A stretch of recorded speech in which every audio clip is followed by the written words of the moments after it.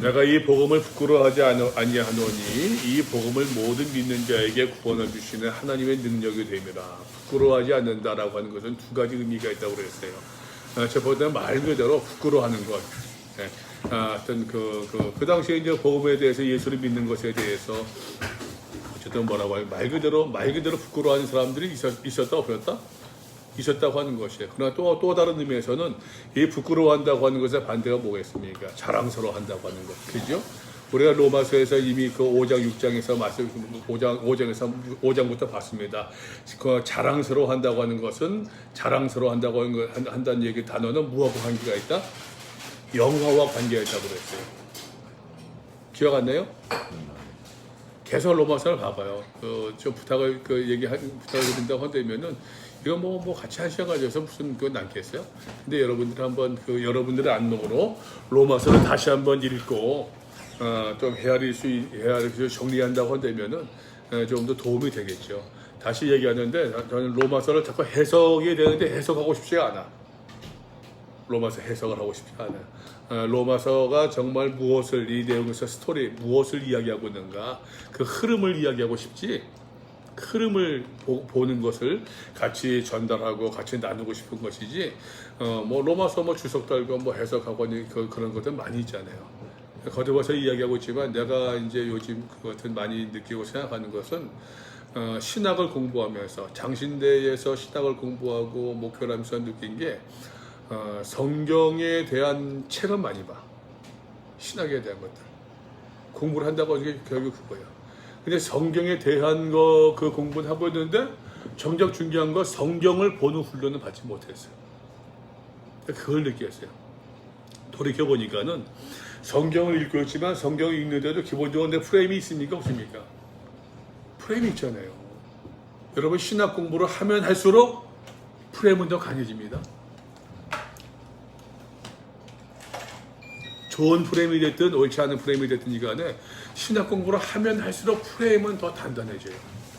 사실 교육이라는 것도 그래요, 여러분. 교육이라고 하는 것도 좀 다른 이야기지만 교육이라고 하는 것도 결국에는 우리 뇌의 패턴화되는 것이지 않겠어요? 그럼 사람이 교육을 받았다, 사회생활하는 잘 교육을 받았다라는 얘기는 튀지 않고 그잖아요. 사회의 어떤 관습에 잘 따라가고 그게 여러분 교육화된 거예요, 그게. 근데 애들이 좀 그러자 다르게 생각하는 사람들 있잖아요. 다르게 생각하면은 선생님들이 그런다고 야 그거 아니야 그렇게 생각하면 안 돼. 자꾸 패턴화 시켜요. 교육을 잘 받았다고 하는 얘기는 사실 어떤 의미에서 보게 되면 우리의 뇌가 사회가 요구하는 그 문화가 요구하는 그 시스템에 패턴화 된다는 것과 같은 의미예요. 여러분 성경도 마찬가지입니다. 성경도 신학을 공부한다고 하는 것은 내 경험에서 내 고백하는 것은 신학을 공부한다고 하는 것은 지금까지의 장신대 교수들, 장신대의 어떠한 그 통합교와 교단의 어떠한 그 뭐라고 할 전통들에 내 보는 것이 패턴화되는 거예요. 이해돼 무슨 말인지?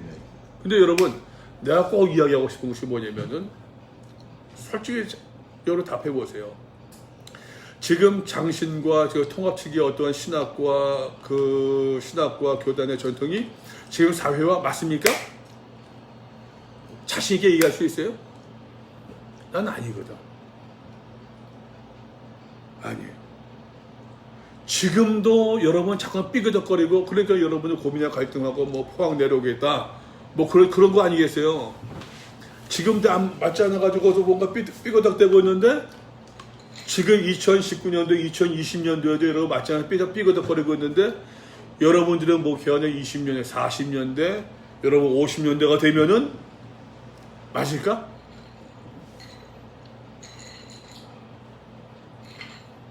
안 될 가능성이 더 높아요. 안 될 가능성이. 그러면 답이 뭔가? 결국 성경을 봐야 돼요. 근데 성경을 보는 그 훈련도 이제까지 어떤 장신 통합식의 어떤 그 신앙과 전통에 그 패턴화되어진 그 안목을 가지고 프레임 가지고 또 성경 봐야 그 나무는 그 밥이라고. 지금 내가 얘기하고 싶은 것은 뭐냐면 여러분 그런 것이 정말로 성경이 뭘 얘기하고 있는가를 보는 안목을 키우라는 얘기예요. 성경이 무엇을 이야기하고 있는가? 그 안목을 키우라는 얘기예요. 신학 공부하면서 다 느꼈을 거야. 로마서 배웠죠? 로마서 들었어요? 안 들었어요? 로마서 하게 되면 무슨 하는 것이 주석 우리 다닐 때는 그래서 나 다닐 때는 그때 캐제만 주석 하나 가지고서 캐제만 주석에 번역도 안 됐었어 그때. 그거 가지고서 이제 하면서 이제 서로 발제하고 하고 그게 로마서 이제 그 시간이었었어요. 이게 성지현 교수가 강의하던 그거였었어요. 로마서를 정말로 사도 바울이 로마서를 뭘 얘기하고 있는가를 내가 이해하고 이렇게 이야기하는 것 같네. 이렇게 이야기하는 것이 맞나? 내가 바르게 이해하고 있나? 주석도 볼 수 있고 다른 사람들 이야기도 들을 수 있어야지. 벌써 프레임을 딱 고정시켜 놓고서 거기에 맞는 다른 책들 본다? 이건 공부 거꾸라는 거죠. 좀 다른 생각이 있으면 그때 말씀해 주세요. 자, 내가 복음을 부끄러워하지 아니하노니 부끄러워한다. 반드시 자랑이라고 얘기할 수 있어요. 그러니까 사도 바울은 처음부터 내가 볼 땐 그래요. 내가 볼 때는 사도 바울은 처음부터 이 복음으로 말미암아 이 복음을 자랑스러워한다고 하는 것은 부끄러워하지 아니한다. 자랑스러워한다고 하는 것은 이 복음을 통해서 이 복음으로 말미암아 내가 하나님의 사람, 그 하나님과 올바른 관계를 맺으면서 하나님의 사람으로 될 수 있다고 하는 분명한 확신이 있었던 사람이에요. 그러니까는 자기를 이해할 때도 복음과 더불어 복음을 통해서 아이덴티티를 분명히 이야기하고 있고 그잖아요. 그죠? 봤잖아요, 말씀들을. 복음에는 하나님의 의가 나타나서 믿음으로 믿음에 이르게 한다. 복음에는 하나님의 의가 나타나서 어떤 믿음이에요? 어떤 하나님의 의요? 처음부터 끝까지 오직 믿음으로 말미암는 하나님의 의가 복음에 나타났다는 이야기라고 하는 거예요. 예. 그러한 이야기들을 사도 바울이 쭉 펼쳐져 나가고 있는데, 근데 여러분 하나님의 사랑과 하나님의 의라고 하는 것을 관계적인 개념으로 이해하자라고 말씀을 드렸었어요. 그죠? 하나님과 사람이 이 커넥이 됐습니까? 안 됐잖아요. 죄로 말미암아. 그죠? 죄로 말미암아. 근데 이 어긋나진 그 커넥되지 않은 링크되지 이것이 복음으로 말미암아 예수 그리스도의 믿음으로 복음으로 말미암아 연결될 수 있다고 사도 바울이 이야기하고 있는 것인데, 여러분 근본적으로 먼저 이 어긋남을 이야기해야 되지 않겠어요? 그죠? 어긋남을 이야기하는데 여기서 죄를 이야기하지 않을 수가 없다고 하는 것이에요. 그래서 여러분 여기서 꼭 기억하시기를 바랍니다. 나는 목회하면서도 그런 얘기 많이 들었거든요. 목사님의 얘기를 말씀을 듣다 보면은 나만 의로운 것 같아요. 죄를 이야기한다고 할 말이 없더라고요. 그래서 내가 그랬어요. 장로님, 내가 잘나가지고 내가 의로워서 죄를 이야기하는 거 아닙니다. 장로님이 아시다시피 내가 그런 게 없습니까? 장로님은 내가 그런 얘기했어요. 포항에 있을 때 장로님 학교 다닐 때 공부 잘하셨어요. 가만히 있더라고요.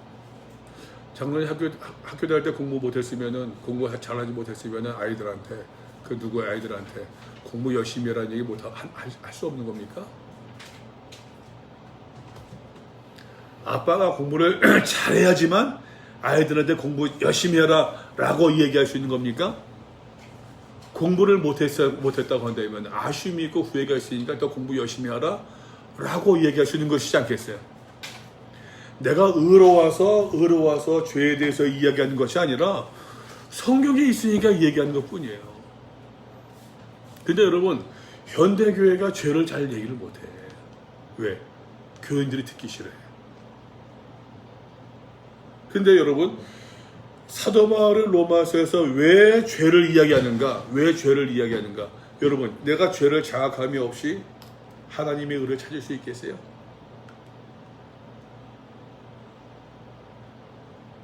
죄에 대한 자기 인식이 없이 이게 컨덕되지 않고 있는데 죄에 대한 자기 그 인식이 없이 이것이 어긋나 있음을 깨달을 수 있겠냐는 얘기예요. 그잖아요.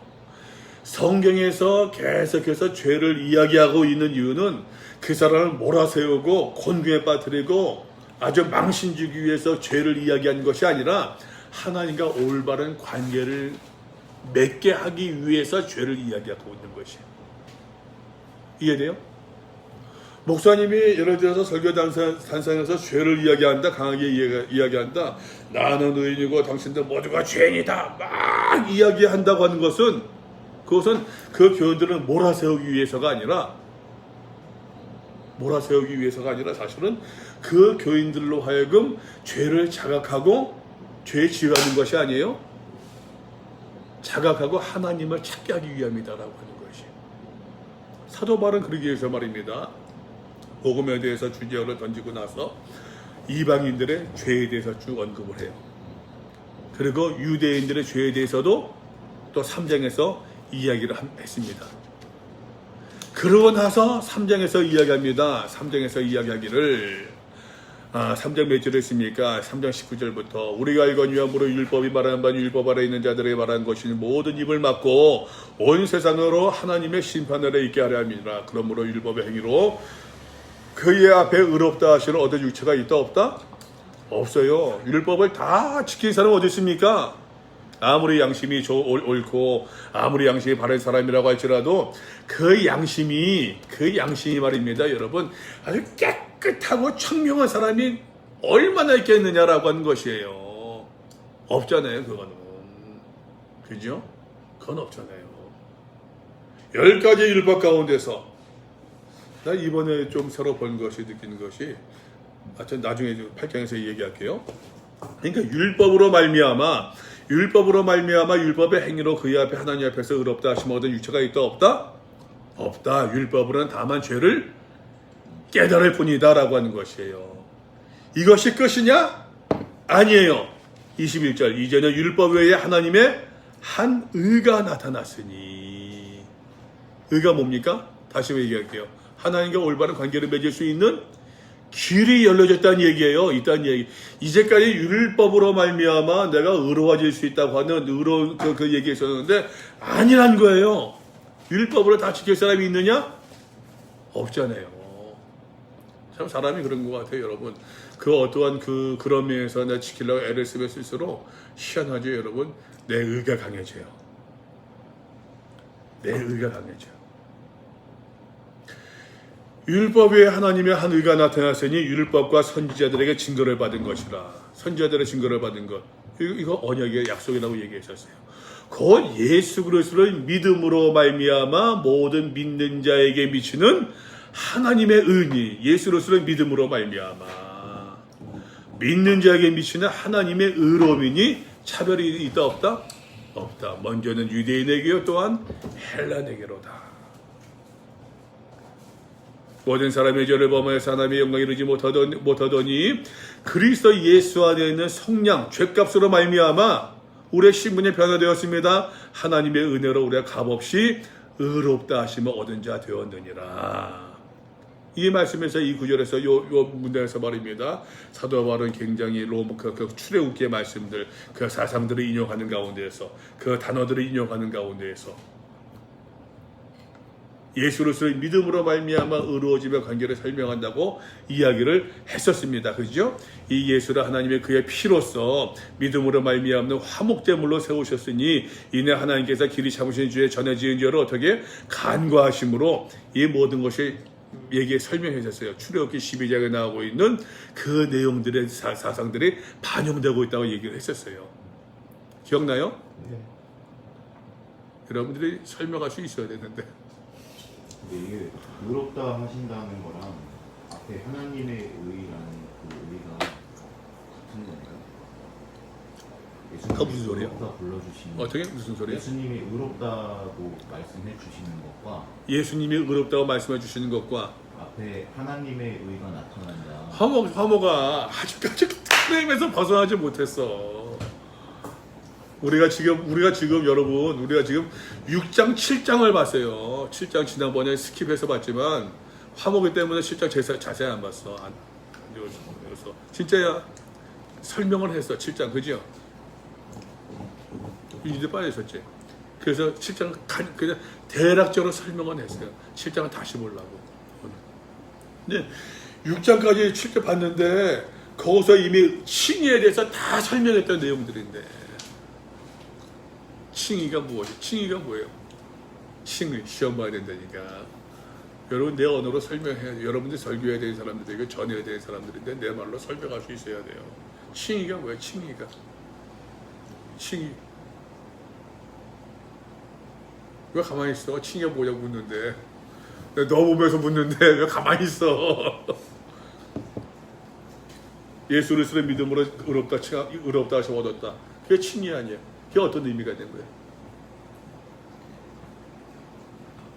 예수님을 믿음으로 하나님과의 관계가 그렇지. 근데 아까 뭐라고 그랬지? 뭘 물었지?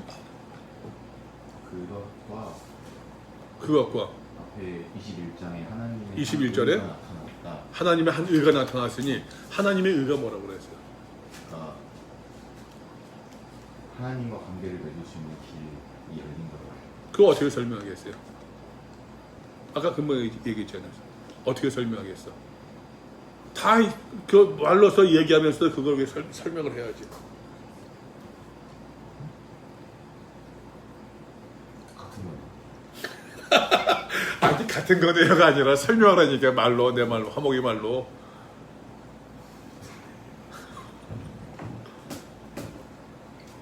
원래는 이제 하나님과의 관계가 어그러졌었는데 어려웠었는데 예수님을 믿음으로 하나님과 관계할 수 있는 길이 열려졌다.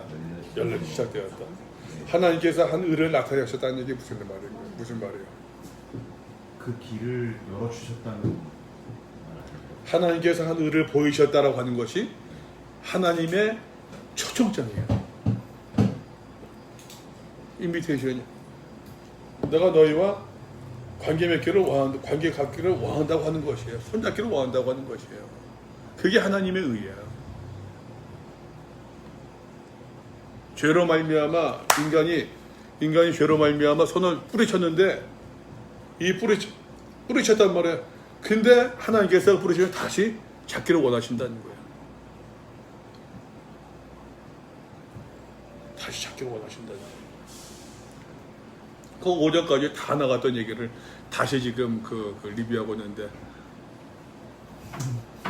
어쨌든 간에 자 이것을 지금 이 이야기들을 여기서도 나오고 있는데 그 27절 봅시다. 그런지 자랑할 때 어디냐 있을 수가 없느니라 무슨 법으로냐 행위로냐 율법을 지킴으로 가능했던 것이냐 아니라는 것이죠. 오직 믿음의 법이다. 누구를 믿음으로? 예수를 믿음으로. 무엇을 믿음으로? 복음을 믿음으로 말미암아. 그러므로 의롭다 사람이 의롭다 하심을 얻은 것은 율법의 행위에 있지 않고 무엇으로? 믿음으로 되는 줄을 우리가 아노라. 깨달았다 인정한다. 하나님은 다만 유대인의 하나님이시냐? 또한 이방인의 하나님은 아니시냐? 이 믿음으로 의롭다 하심을 받을 수 있는 그 한계가 유대인에게만 해당되는 이야기냐? 아니죠. 모든 사람들에 다 해당되는 것이지 않겠느냐. 이 믿음으로 하나님과 올바른 관계, 믿음으로 의로워질 수 있다고 하는 그 예를 성경에서 찾아보자. 4장에서 보는 것이 이제 아브라함을, 믿음의 조상 아브라함을 예를 들면서 아브라함 보자. 아브라함이 율법을 지킴으로 말미암아 아브라함이 먼저 할례를 지킴으로 할례를 받음으로 말미암아 의로워졌느냐? 아니란 얘기예요. 아브라함이 여호와를 믿으니 여호와께서 이를 그의 의로 여기셨더라. 15장에서 먼저 의로워졌고 그죠?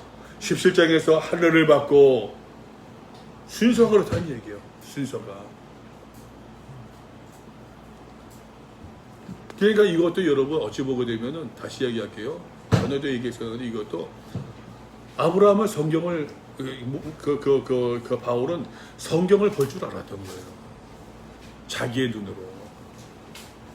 새롭게 보는 것이 아니라 성경이 무엇을 그 당시에 얘기한 것처럼 전에 얘기했었는데 여러분 그 당시에 책이 있었습니까? 일반적이었어요? 그 책도 없는데 여러분 일반적으로 사람들이 글을 알았겠습니까? 아니잖아요.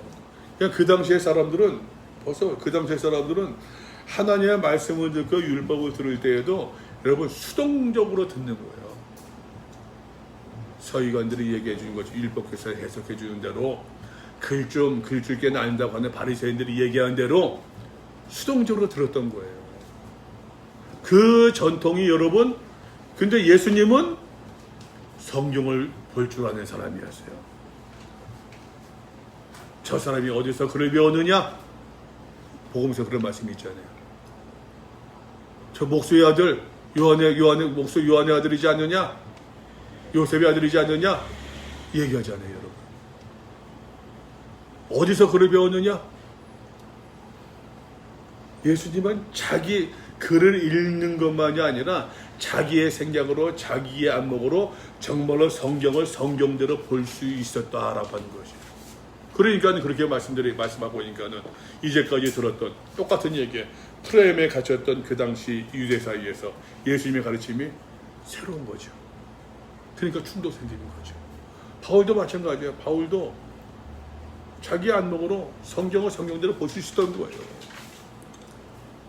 그런데 여러분, 그럼에도 불구하고 이 유대주의가, 이 교회주의가 여러분 중세까지 쭉 지배를 하면서 중세까지 사람들이 그 프레임에 갇혔던 거야.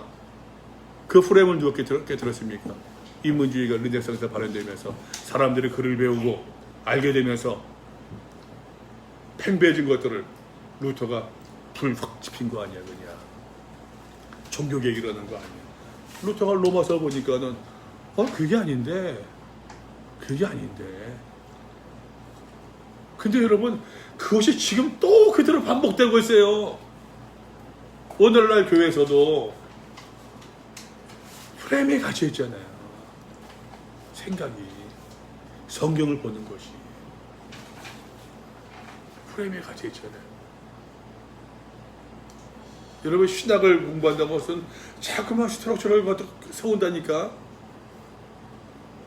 내가 스트럭처를 세우는 것이 아니라 가르쳐주는 사람들이 세워주는 대로 따라간다니까. 무조건적으로 수동적이에요. 교인들도 마찬가지.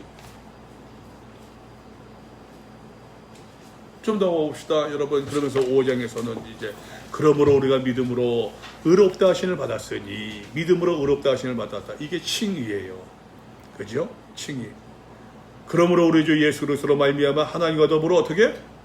화평을 누리자. 화평. 이제 성화의 삶을 살자는 얘기. 유니스. 누구랑 하는 거니? 부서 어머니가 카톡이 오셔가지고. 부서 어머니가? 네. 유니스. 아니 어떤 애기가 자꾸. 유니스라는 이름을 그냥 뭐라고 불러? 너 뭐라고 그래? 유니게? 아니 그냥 친구들이 편하게. 응? 유니또. 유니도? 왜 유니도야? 애칭. 애칭 유니도야? 엄마 아빠는 뭐라고 그러죠? 유니스라고. 불러요. 유니스? 네네. 유니스. 유니스. 네, 지금. 내가 어릴 때가 아니야. 얘가 어릴 때 우리 집은 철저히 딸 위주거든. 인정하지? 우리 집은 철저히 얘가 인정했어요. 되게 철저히 딸 위주였어요. 누나를 부를 때 진영아 근데 나 아들이라고 양진열 내가 늘 그를 불렀어요. 근데 어느 날 부산에 있을 때 이제 저녁 예배 드리고 나오는데 차 타고 운전하면서 내가 그랬어요. 진열아 그러니까 얘가 대답을 안 해요. 그럼 엄마가 옆에 있다가 진열아 아빠가 부르시는데 대답해야지 했더니만 왜 아빠는 누나를 부르는데 진열아라고 부르니. 그냥 키가 잘못했어요. 누나는 늘 진영아 불렀고 진열이는 양진열 이런 식으로 불렀거든. 그러니까 그게 얘가 이제 마음에 상처가 됐던 거야. 그러니까 나 그날 밤에 얼마나 회개를 했는지. 그럼 아빠 야 장유이스 이렇게 우리 집은 딸 위주라니까. 이름이라도 불러주잖아. 우리 아빠는 쉽게 하고 있는데.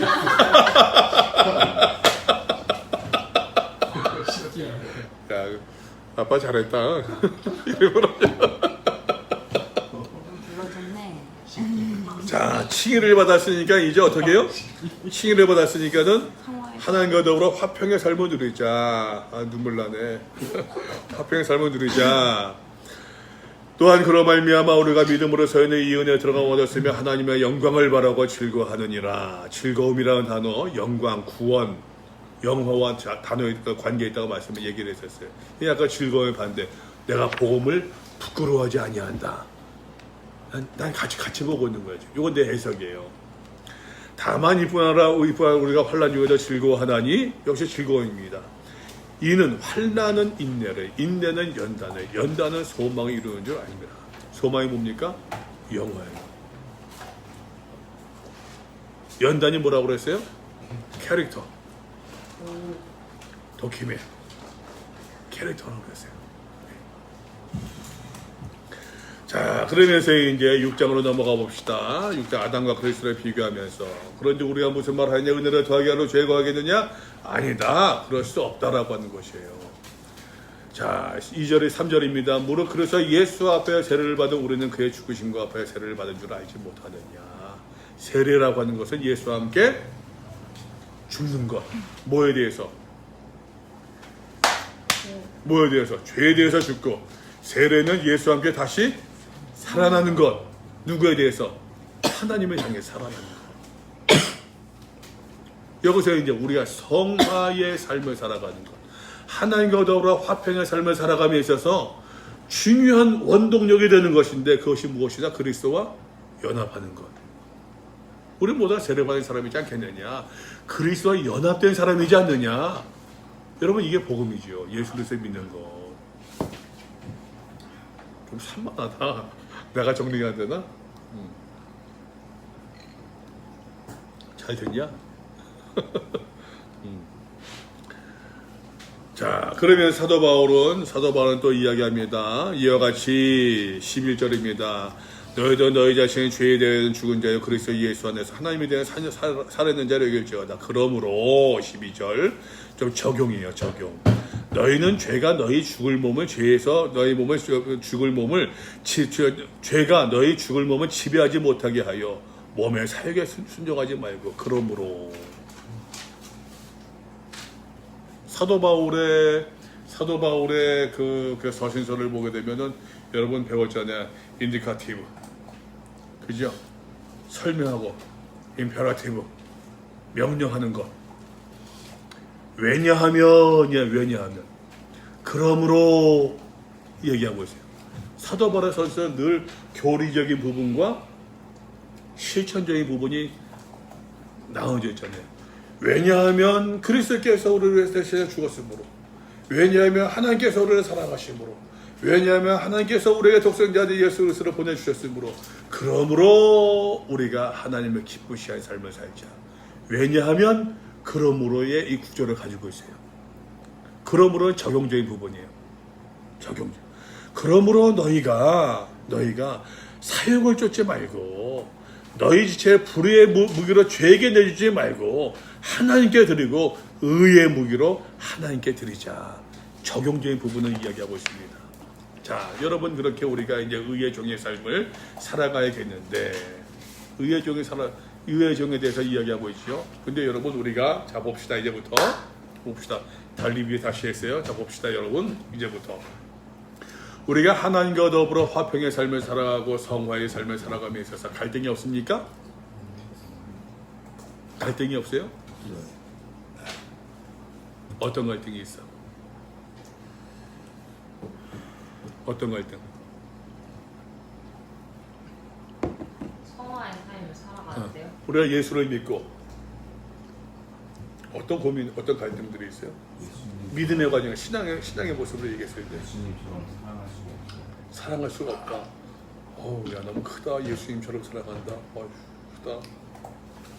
예수님처럼 그까지는 아니어도 그냥 뭐 오늘 그 우리 말씀 나누는데 우리 몇 명이지도 않은데 우리 집사람이 맨 앞에 앉아가지고서 막 눈물을 흘리는 거야. 얼마나 찔리는지. 아니, 내가 마음이 무거워. 난 알아채랬지. 그 말씀을 전할 때 눈물 탁 맺히니까는 난 알아채랬지. 이 사람이 무슨 생각하고 있구나. 그래서 난 확 알아채랬지 그냥. 근데 끝나가다 식사가 나누는데 이제 내가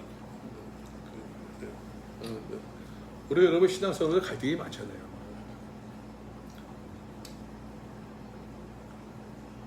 만약 갈등이 없는 신앙이라고 한다면은 그냥 거짓이지. 안 그래요? 갈등이 없는 신앙이라고 한다면은 거짓이던가 바보던가 아니면 0.0000001% 정말로 훌륭한 사람이던가 그런 사람도 있을 수 있을 테니까. 근데 갈등이 왜 없겠습니까? 내가 잘하고 있는 것인지, 내가 정말 똑바로 살고 싶은데 그러지 못한 내 안에서 어떠한 유혹들, 고민들, 갈등들이 많잖아요. 이런 갈등들. 내가 정말로 이 갈등, 이런 문제들도 내 자신도 이기지 못하면서 내가 주의 나라에 입성할 수 있을까? 내가 온전하게 사역할 수 있을까? 사역까지 아니어도 내가 바르게 바른 사람 믿음 생활을 하고 있는 것인가? 그런 고민들이 있잖아요. 이런 고민들이 그런 거에 대해서 고민하지 않는다고 한다면은 나는 그건 아니라고 생각해. 그런 고민이 없는 척하면서 목회자도 그런 목회자가 있고 교인들 그리스도인 그런 사람 많아요. 다 해결받은 척. 그 나는 다시 말하죠. 그 유선 아니면은 바보예요. 유선 아니면 바보예요. 그런 일이 있었어요. 전 부목사 할 때, 서울에 부목사 할 때 우리 교구에 있다가 이제 그분이 아들이 이제 카이스트라니까 다녔어요. 그 집에서 굉장히 이제 근데 그 집 식구들한테는 그 아들이 그냥 모두 이었어요. 모두 이었는데, 근데 얘가 자살을 했어. 30대에 죽었어요. 이유 몰라. 그냥 자살했어요. 그러니까 그 집사님이 그냥 완전 패닉이지, 그냥 패닉. 완전히 패닉이었어요. 근데 그때는 이제 그 있던 교회를 떠나고 다른 데 이사 가서 멀리 계셨어요. 근데 어떻게 연결되면서 그 일을 알게 됐고, 같이 이제 교잡하면서 이제 여러 번 신방도 가고, 막 그랬어요. 근데 그분이 다니던 이제 유럽학 교회에서 다니던 교회가 있었는데, 그 다니던 교회에서 한 권사님을 만났는데, 그 권사님도 아들이 자살을 한 거예요. 그 권사님 아들이. 근데 그 권사님이 이제 좀 배우고 같은 책도 좀 보고 그랬던 것 같아요. 그러니까 이제 자기의 그 아픔들을 자기가 당했던 것을 이제 같이 이제 모임 갖고 큐티 모임 갖고 하면서 이제 거기서 이제 얘기를 나누는 가운데서 그 집사님이 많이 거기서 이제 위로를 받은 거예요. 그 집사님이 그 권사님이 그런 말씀하셨다고 하는 기억이 나. 왜냐면은 아들을 먼저 보내고 났을 때의 그 마음의 상처는 치유가 되지 않는데, 하여튼 이런 내용이었어요. 칼이 내 마음속에 박혔는데, 내 가슴에 박혔는데, 이 칼이 박힌 칼과 그 내 피와 살이 서로 엉켜 있는 듯한, 엉킨 듯한 그 아픔이 있다니. 근데 그거를 이제 그 집사님이 그걸 공감을 한 거야, 그래서 계속 같이 교잡하는데 얼마 더 연락 왔어요. 그 권사님도 자살했어요.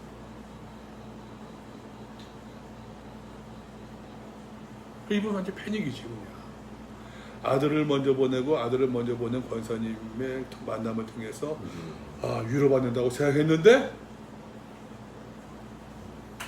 그 권사님도 또 자살하니까는 이분은 내가 살 수 있을까? 그러고서는 이제 사실 좀 교제하고 좀 전화도 주고받고 신방도 몇 번. 근데 자살 우리 교회 나오지 않으니까는 몇 번 신방 가셨어요. 일산까지 신방도 가고 그러다가 이제 나는 이제 그 담임 목사로 나가고. 그러면서 사실 끊어졌어요. 그냥 어떻게 될지 모르겠어요. 그 딸이 이제 목사 사모였었는데, 고신층 목사 사모였었는데, 모르겠어요. 여러분 신앙생활에서 갈등이 왜 없어요? 너무 극단적인 얘기지만 이 갈등을 우리가 어떻게 바라봐야 될 것인가 봅시다. 7장 형제들아 내가 법하는 자들에게 말하노니 너희는 그 법이 사람이 살 동안만 그를 주관하는 줄 알지 못하느냐. 법의 한계성을 이야기합니다. 법이라고 하는 것은 여러분 법이라고 하는 것이 죽은 자에게 법이 효력이 있습니까 없습니까? 네. 없잖아요. 그죠? 예를 들어 화목이가 그 뭘 잘못했어. 너무 표현이 그렇다. 화목의 취소. 어떤 사람이 다른 사람을 그냥 어떤 못된 만들었습니다. 근데 그 사람이 어떻게 사고로 죽었네? 그럼 그 사람한테 죽은 사람한테 죄값을 물을 수 있어요 없어요? 검찰에서 어떤 공소권 없음 판정은 내려요. 법 책 물을 수 없는 거예요. 그 법이 사람이 살 동안만 그를 주관하는 줄 알지 못하느냐 그 얘기예요. 남편이 있는 여인이 그 남편 생전에는 법으로 그에게 매인바 되나 무슨 말이냐면은 여러분 아내로서의 역할 아내로서의 어떤 책임이 있어요 없어요? 있잖아요. 남편이 있는데 아내가 있는데 여러분 다른 이성을 만난다? 이거 안 되잖아요. 근데 그 배우자가 죽었네? 그러면 때에 따라 만날 수도 있잖아요. 그런 것처럼 남편 생전에는 법으로 그에게 매인바 되나 만일 그 남편이 죽으면 남편의 법에서 어떻게 해요? 벗어난다. 그러므로 만일 그 남편 생전에 다른 남자에게 가면 음녀라. 그러나 만일 남편이 죽으면 그 법에서 자유롭게 되다니 다른 남자에게 또 결혼한다고 할지라도 음녀가 되지 아니한다. 자, 일반적 세상 법의 한계성을 말입니다. 지금 인용해서 설명하고 있는 거예요. 그러므로 내 형제들아 너희도 그리스도의 몸으로 말미암아 율법에 대하여 어떻게 죽임을 당하였어요. 누구로 말미암아? 예수를 믿음으로 말미암아. 예수를 믿음으로 말미암아 우리가 이제 율법에서 어떻게 해방되었다는 얘기예요. 그죠? 율법의 죄를 받지 않는다는 얘기예요. 우리가 율법을 지킴으로 말미암아 하나님의 의를 이루겠다. 율법을 지킴으로 말미암아 하나님과 온전한 관계를 맺을 수 있다라고 하는 그 의미가 형성되지 않는다는 얘기예요. 이미 5장에서부터 쭉 보지 않았습니까? 믿음의 법으로, 그죠? 믿음의 법으로 말미암아 그걸 봤잖아요.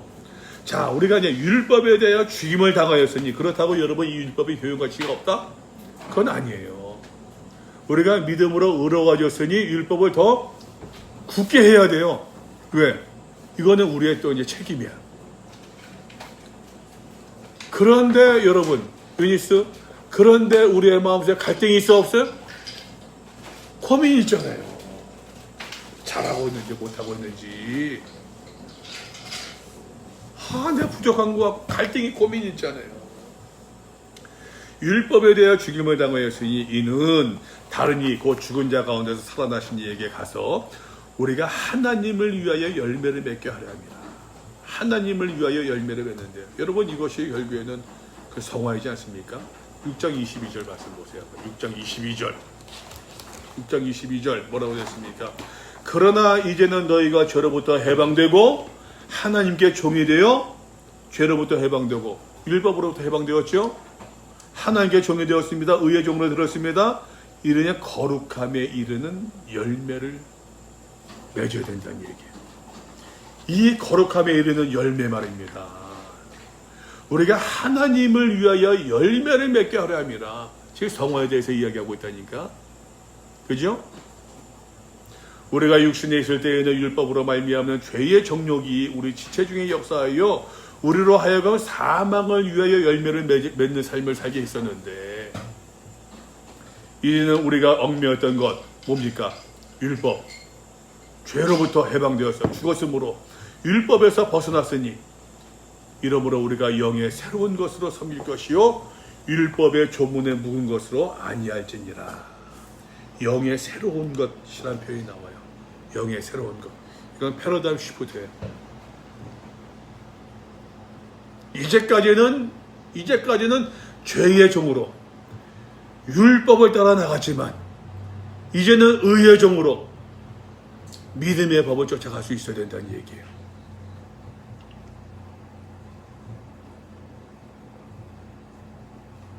여기에서 여러분 율법 조문에 율법 조문이란 말이 나와요. 7장과 8장 보게 되면 이런 말씀들을 7장에서 말입니다. 특히 계속해서 반복해 나오고 있는데 여러분 율법의 조문과 율법의 계명과 보세요. 율법의 조문, 율법의 계명과 율법과 혼동하지 말아요. 율법의 조문, 율법의 계명이라고 얘기한다고 하면은 세세한 것들을 이야기해요. 율법은 율법 그 자체를 이야기해요.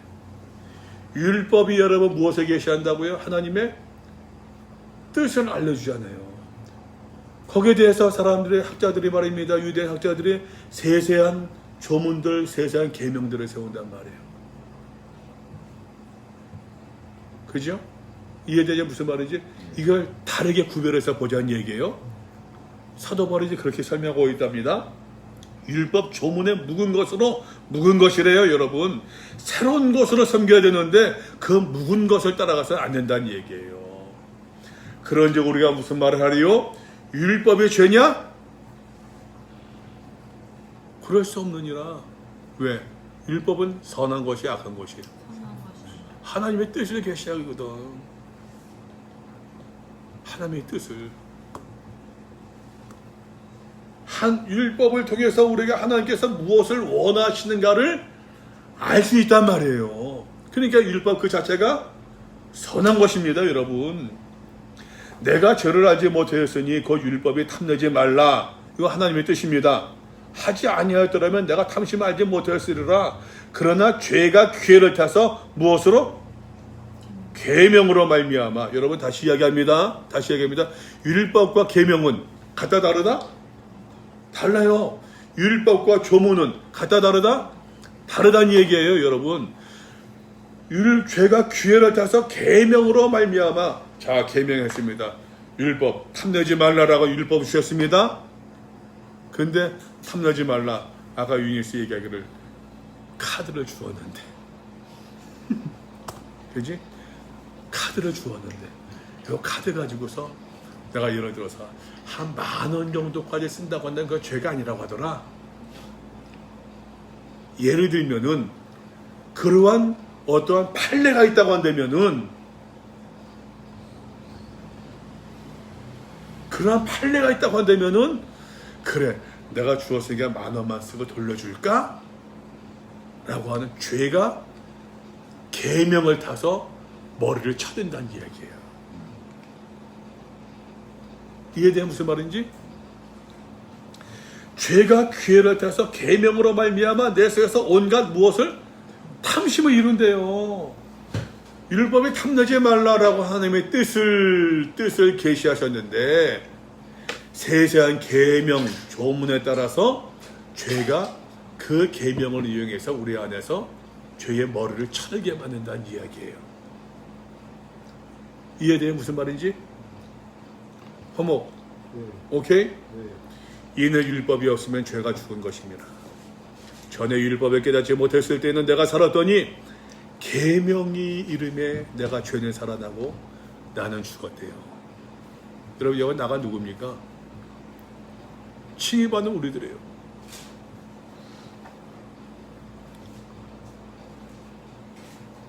신학 공부한다는 우리들, 말씀 공부한다는 우리들. 여러분 그런 생각 안 듭니까? 신학 공부하면 할수록 여러분들 여지가 생기는 마음이 없어요? 혹시? 누구는 이랬다고 하던데 나도 뭐 그 정도 할 수 있을 것 같은데 누구는 이랬다고 그러던데 그러면 나도 여기까지 이 정도까지 해도 괜찮을 것 같은데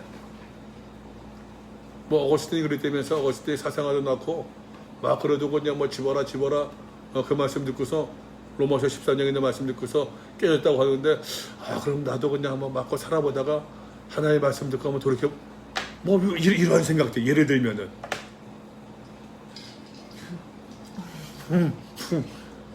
예를 들어도 참 그런 예를 들자. 이런 모습들 말이야. 생명에 이르게 할 그 계명이, 그죠? 원래는 하나님의 율법을 계시하셨고 율법을 어떻게 하면 잘 지킬까 하는 그 세세한 계명이 내게 대하여 도리어 사망에 이르게 한 것이 되었다.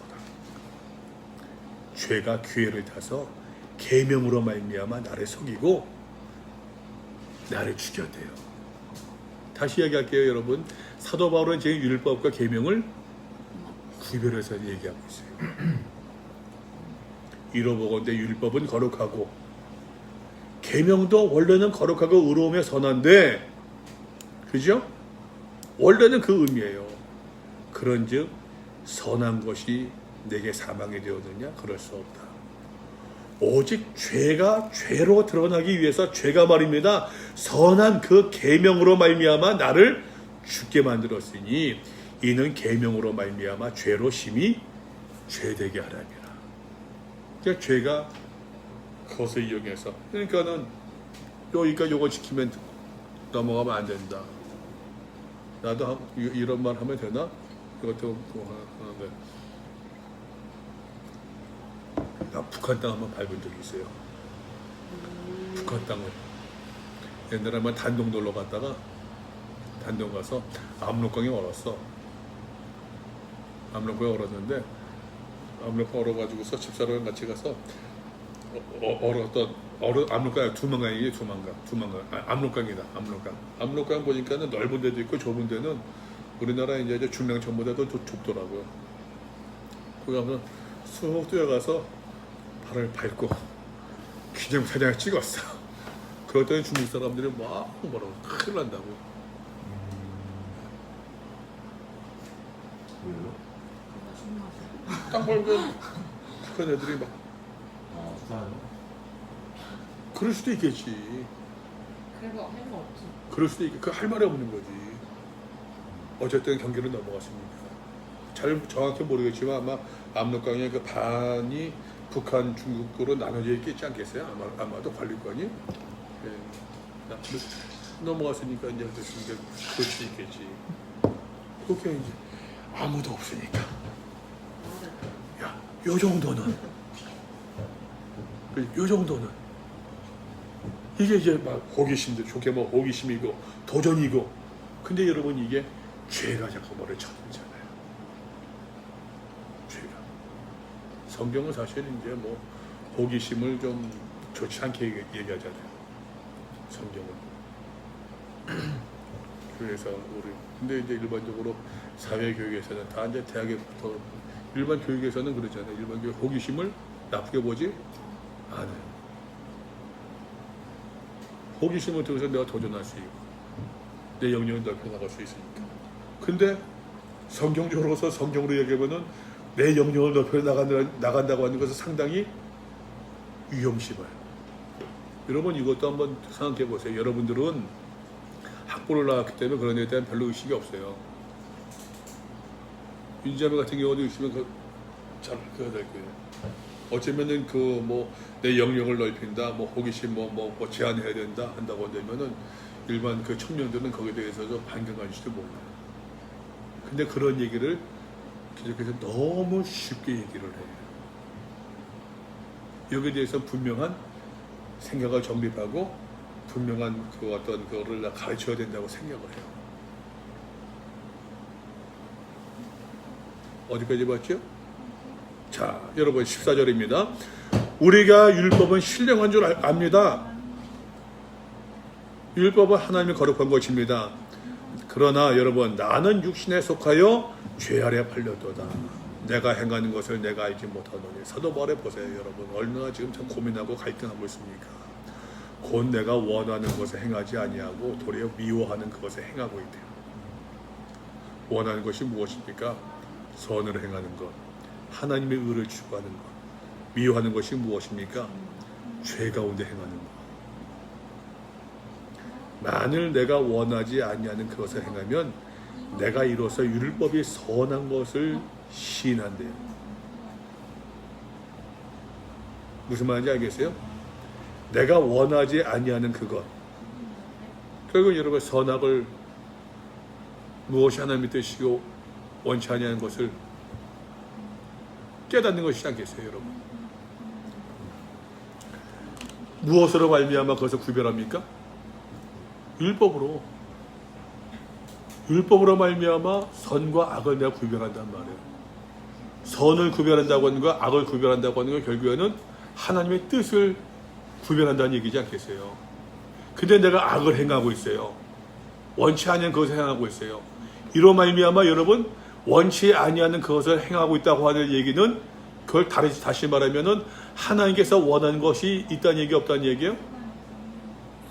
있다는 얘기잖아요. 내가 그것을 안다는 얘기예요? 모른다는 얘기예요?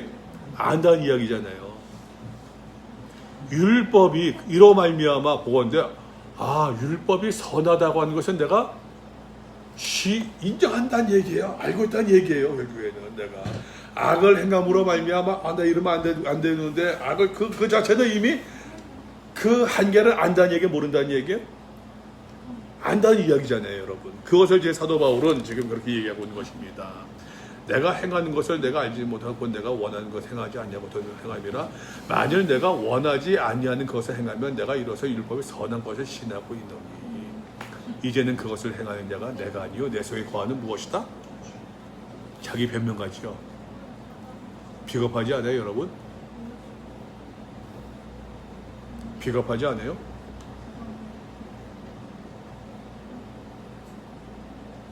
사도 바울은 이것은 자기 변명이 아니에요.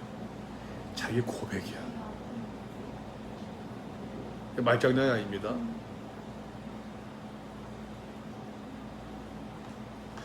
칭의받고 예수를 믿음으로 말미암아 복음을 믿음으로 말미암아 의롭다 인정받은 사람이 성화의 삶을 살아감에 있어서 살아가는 그 과정에서의 자기 한계요 고백이라고 볼 수 있어요. 나는 신앙생활 하면서 목회하면서 자기 고백이 참 중요한 것 같아요.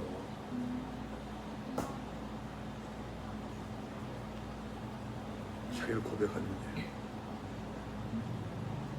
근데 나는 좀 다른 얘기인가? 우리 개신교가 천주교와 비교해봐서 좀 약한 모습이 난 여기 있다고 생각해요. 교리적으로 가르침 부족한 게. 여러분 죄를 지으면 죄를 지었어요. 어떻게 처리합니까? 예? 참회? 어떻게 뭐라고? 참회 고백을 참회 고백. 하나님께 죄를 고백한대. 미량에서 그거 다루잖아요. 자기 아들을 죽인 그 살인자를 전도연이 믿음 생활하면서 용서해 주겠다고서 이제 그 선언하려고서 면회를 갔는데 그 살인자가 환한 얼굴로 교도소에서 예수를 믿기 시작해서 하나님의 너희를 사해 주셨습니다. 여기서 전도연이 핑 돌잖아. 내가 용서하겠다고 얘기하려고 했는데 지가 용서받아도 나는 용서해 준 적이 없는데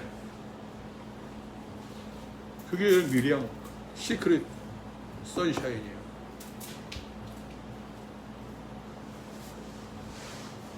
핑 돌자 전도연. 여러분 우리가 잘못했을 때 누군가 저를 범했을 때 누구한테 용서를 구해야 됩니까? 먼저 잘못한 사람에게 용서를 구해야 돼요. 고백을 해야 돼요. 고백들 합니까? 교회에서 그렇지만 하나님께 먼저 기도를 해요. 하나님이 용서해 준대요. 사실은 그 전에 그 사람에게 가서 먼저 구해야 돼요. 천주교는 여러분 고해성사가 있어요. 고해성사가 여러분 쉽겠습니까? 내가 군대에 있을 때 그런 얘기 했어요. 성인들이니까 얘기하기. 한 신부님이 고해성사 얘기하면은 자기 받는 거다 그 사람은 자기 비밀을 지켜야 되잖아요. 그러니까 사람이니까 얘기해. 같이 가서 얘기하는데 그 한 신부가 그러더라. 신부님 하는 얘기가 그 사람도 혼자 살잖아요.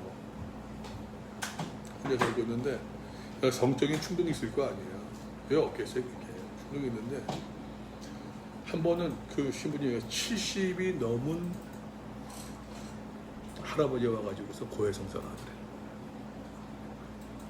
자꾸만 그런 충동이 생긴다고. 근데 그 신부님 한 얘기가 그 얘기 듣고서 제가 그날 밤에 잠을 못 잤대요. 30대의 신부가 생각하기를, 30대에 생각하기를 내가 한 50쯤 되면 한 20년만 잘 차가면 넘어갈 수 있겠지 생각했는데, 70대 노인이 와가지고 그 고민하니까, 얘기하니까는, 야, 내가 30대에 40년 졸업을 했어야 되나? 그 마음에 잠을 못 잤대, 그날 밤에. 근데 여러분, 아무리 거기서 뭐 배를 치고서 고해성사를 한다고 할지라도, 여러분, 그런 얘기하는 게 쉽겠어요?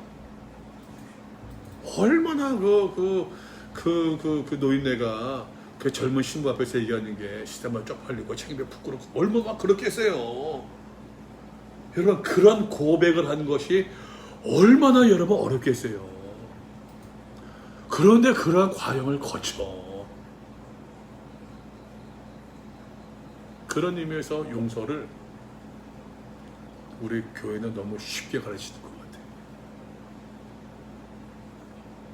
하나님께 고백하면 된다고 생각해요. 다시 이야기해요, 여러분이. 자기 고백이라고 하는 것이 나는 굉장히 중요한 것 같아요. 신앙생활을 하면서 있어서.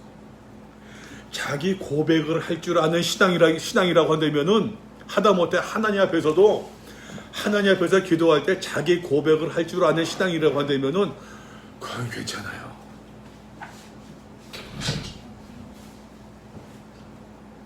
누가 보면 그런 비유가 있잖아요.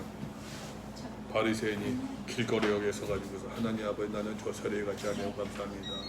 나는 일주일에 2번씩 금식 기도를 하고 있고, 받은 바 소득의 10의 1조를 하나님께 선물을 드리고 있고. 근데 세리는 저 구석에서 고개도 쳐들지 못하고, 나는 죄인으로서이다, 나는 죄인으로서이다, 가슴을 치면서 기도했다. 예수께서 뭐라고 하십니까? 하나님 아버지께서 저 사람의 기도를 들으셨다고 그러잖아요.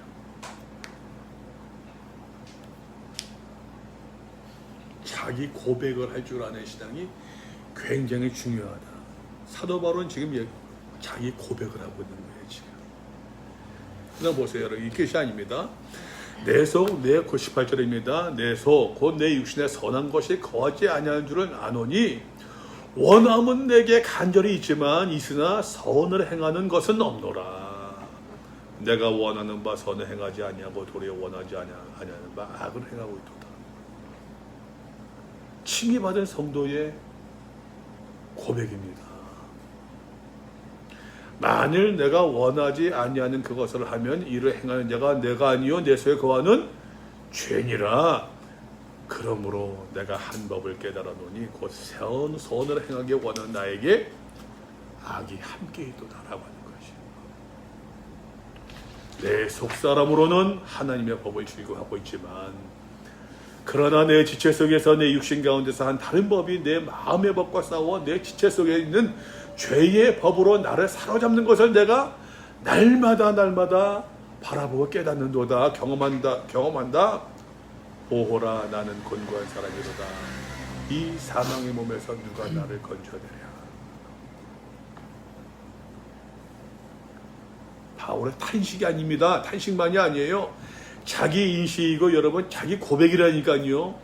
이 자기 고백이 여러분 예수님을 향한 뻗음으로 나아간다는 얘기예요.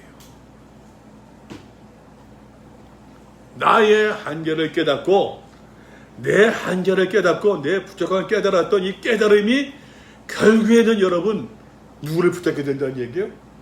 예수를 붙잡아야 되는 걸 깨닫는 얘기예요. 매 순간순간마다 우리 주 예수 그리스도로 말미암아 하나님께 감사하리로다. 그죠? 그런즉 내 자신의 마음으로는 하나님의 법을, 육신으로는 죄의 법을 섬기고 있도다. 바울 자기 자신의 실존적인 자기 이해, 자기 고백이라고 얘기할 수 있어요. 한계입니다. 이게 끝이 아니라니까. 8장 1절 보세요. 그러므로 이제 그리스도 예수 안에 있는 자에게는 결코 무엇이 없다? 정죄함이 없나니. 정죄가 뭡니까? 최종 판단이라고 하잖아요. 다시 이야기할게요, 여러분. 칭의를 받고 성화의 삶을 살아가고 있는 이 성도에게 있어서도 여러분, 죄와 더불어 죄에게 패배하고 넘어지고 치열하게 싸우는 죄에서 신음하고 있는 모습이 있습니까? 없습니까? 있어요. 있어요. 그러나 여러분, 그 죄에서 내가 신음하고 있다고 할지라도, 그러나 여러분, 소망을 향해서 나아가고 있는 그 성도에게 있어서 죄에서 신음하고 있다고 할지라도, 죄에서 넘어졌다고 할지라도, 최종적으로 죄가 나를 지배한다, 지배하지 못한다? 는 아니란 얘기예요. 여러분, 그리스도 예수 안에 있는 자에게 결코 정죄함이 없으리니, 정죄함이 없으리니, 정죄함이 없다는 얘기는 현재적입니까? 미래적입니까? 미래적이에요. 언제 정죄함? 언제 최종 판결? 언제? 영화의 단계에 들어갔을 때에, 하나님이 심판대 앞에 섰을 때에, 그죠? 어머, 이해돼? 여기서 여러분 얼마나 많은 그리스도인들이 오해를 합니까? 하나님이 나를 정죄하지 않는데 왜 네가 나를 정죄하니? 이런 얘기들. 유니스, 그러면 안 돼. 너 그러면 안 돼. 라고 얘기했대.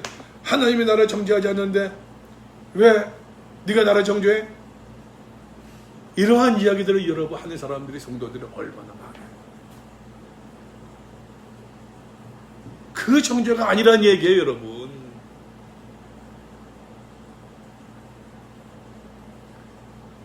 우리가 여러분 칭의받고 성화의 삶을 살아가면서 치열하게 갈등하고 고민하고 많이 있지만, 내가 정말로 주의 나라 들어갈 수 있을까, 입성할 수 있을까, 자신도 없고 막 고민되고 막 그러기도 하지만, 그러나 그럼에도 불구하고 우리가 소망을 붙들면서 즐거워하면서 여러분, 우리가 믿음으로 살아갈 때에, 치열하게 살아갈 때에 주님 나라에 입성했더니만 나는 넘어졌고 실패했다고 생각했는데, 그 넘어진 거, 실패하고 깨진 거 다 감사하는 시간, 하나님께 수고했다. 그때 정죄하지 않는다는 얘기예요. 그때 정죄하지 않으신다는 얘기예요. 이건 소망이에요. 바라보임입니다, 여러분. 이는 그래서 예수 안에 있는 생명의 성령의 법이 죄와 사망의 법에서 너를 어떻게 해방하였습니다. 율법의 육신으로 말미암아 연약하여 할 수 없는 그것, 이게 뭡니까, 여러분? 이것이 이제 이 모든 내용이 7장에서 사도 바울의 고백이었어요. 하나님은 하시나니 곧 죄로 말미암아 자기 아들을 죄 있는 육신의 모양으로 보내요. 육신의 죄를 정하사 육신을 따르지 않고 그 영을 따라 행하는 우리에게, 이미 여러분 6장에서 보았지, 의의 종, 죄의 종 다 얘기했잖아요. 성화의 삶을 살아가고 칭의의 단계를 넘어서 그 우리에게 율법의 요구가 뭡니까? 하나 앞에 서는 것이지 않겠어요? 이루어지게 하십니다. 육신을 따르는 자는 육신의 일을, 영을 따르는 자는 영의 일을 생각하나니 육신의 생각은 사망이요 영의 생각은 생명과 평안입니다. 육신을 따르는 자 육신의 일을 생각합니다. 영을 따르는 자 영의 일을 생각합니다. 5절에서 내용이죠. 6절에서 뭐라 합니까? 육신의 생각은 사망입니다. 영의 생각은 생명과 평안입니다.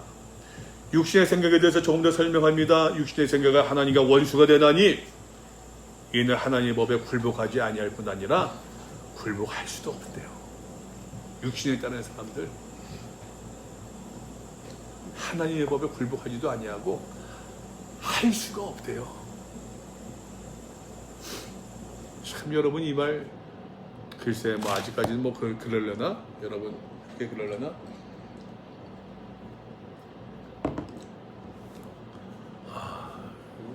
사람 변하는 게 안 변하는 것 같아요. 절망적인 얘기지만 안 변하는 것 같아요. 아까 이 패터나 얘기했잖아요. 뇌의 패터나. 새까맣게 칠을 써져 있는데 이거 뭐 아무리 지워도 자죽이 흔적이 남잖아요. 참 미안한 얘기지만 나이 들면 들수록 안 변해. 세상이 안 변해.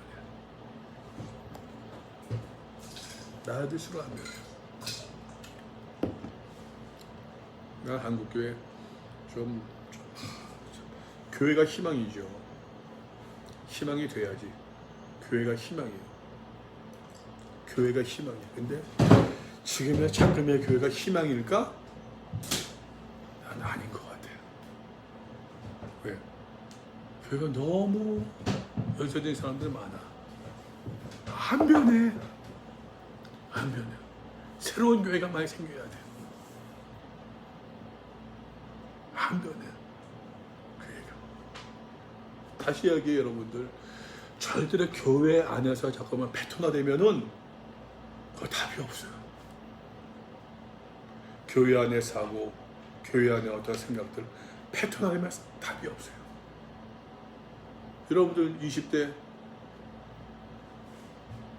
이제 20대인데 여러분 60대, 70대, 50대 커다라서 어떡하고 있어요. 여러분들이 목회하고 여러분들이 사역한 대상들은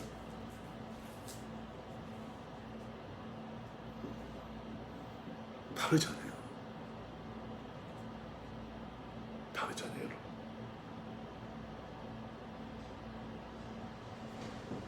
하나님의 법에 굴복하지 아니할 바 굴복할 수가 없대요. 사람이 그래. 패턴화 되어 있으면 여러분 이게 리셋이 안 돼요. 리셋이 안 돼요. 육신에 있는 자들은 하나님을 기쁘시게 할 수 없느니라. 만일 너희 속에 하나님의 영이 거하시면 얘기했잖아요, 여러분. 육신을 따르는 자가 있고 영을 따르는 자가 있다고 그랬잖아요. 영을 따르는 겁니다, 여러분. 첫 번째 원리입니다. 프린스플이 여러분 첫 번째 원리입니다. 영을 따르는 거죠. 만일 너희 속에 하나님의 영이 거하시면 너희가 육신에 있지 아니하고 영에 있나니. 다시 이야기합니다, 여러분. 지금 성화를 이야기해요, 영화를 이야기해요.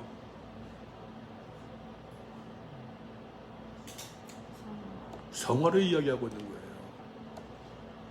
실정에서 갈등이 있지만 최종적으로 우리가 정죄받지 않을 것이니 우리가 어떻게 이 성화의 삶을 살아가야겠느냐 라는 이야기예요. 죄의 종이 되겠느냐 의의 종이 되겠느냐. 다시 얘기합니다, 여러분. 육신을 따르겠느냐 영을 따르겠느냐. 그 얘기하고 있는 거야, 사도 바울이 지금. 하나님의 영에 거하시면 너희가 육신에 있지 아니하고 영에 있나니 누구든지 그리스도의 영이 없으면 그리스도의 사람이 아니라. 또 그리스도께서 너희 안에 계시면 몸은 죄로 말미암아 죽은 것이나 영은 의로 말미암아 살아있는 것입니다. 우리의 몸이 그럴 수밖에 없다고 하는 것이죠, 육신적으로. 그러나 우리가 영에 속한 사람, 육신에 하나님의 영을 따르는 사람 삶을 살 수 있어야 된다는 얘기예요.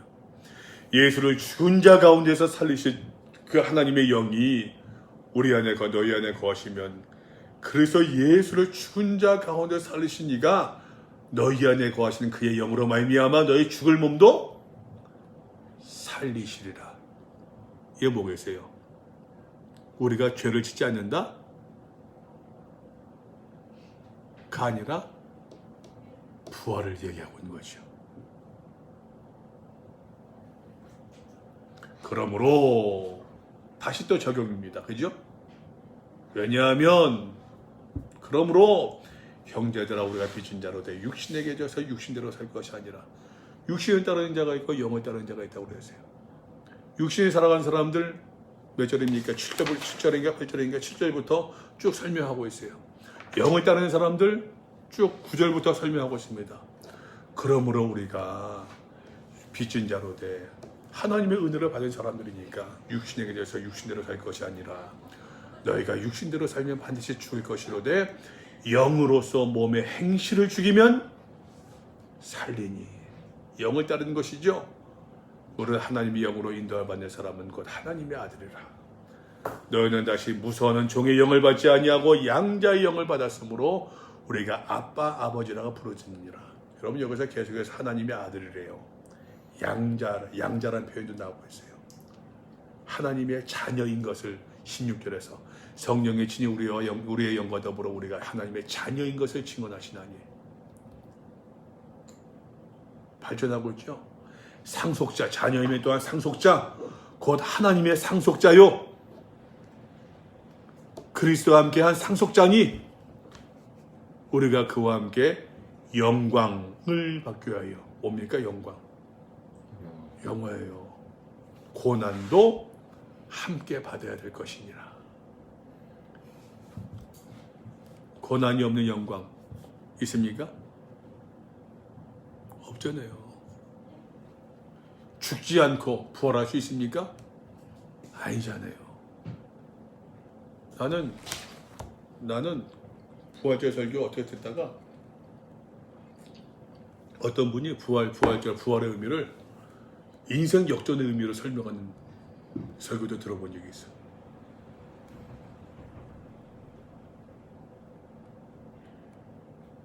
하나님께서 우리 주 예수로서 부활케 하신 것처럼 우리가 실패하고 낙심하고 좌절했다고 할지라도 하나님께서 우리의 삶을 부활케 해주는 믿습니다.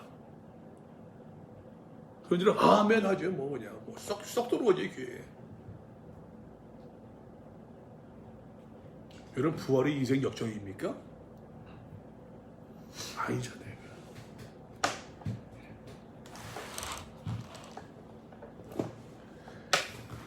자, 또 보세요. 계속해서 성화에 대해서 이야기하고 있어요.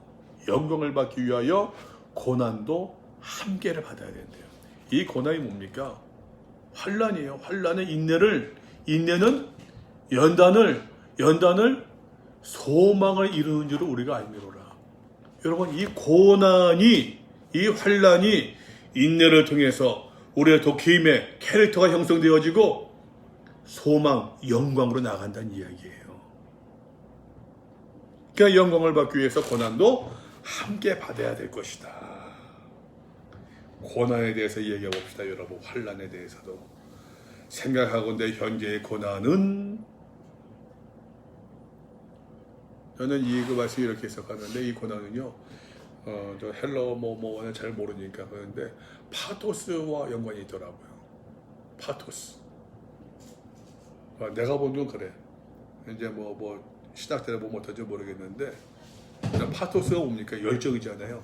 정열, 패션, 그죠? 이 고난은 여러분 수동적인 고난이 아니에요. 능동적 고난이에요. 자취하는 고난이에요. 내가 참여하는 고난이에요.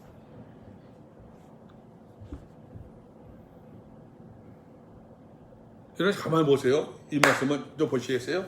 보게 되면은 우리가 교회 안에서 말입니다. 여러분 우리의 삶에 고난이 임할 때가 있습니까? 없습니까? 많죠? 물어볼게요. 그 고난이 여러분 내가 선택? 아니면 선택하지 않았는데 오는 고난? 후자가 더 많아요. 후자가 많잖아요. 선택하지 않았는데 고난이 찾아왔어요. 우리는 그 고난과 이 고난을 같은 거로 생각해. 근데 아니란 얘기야, 그건.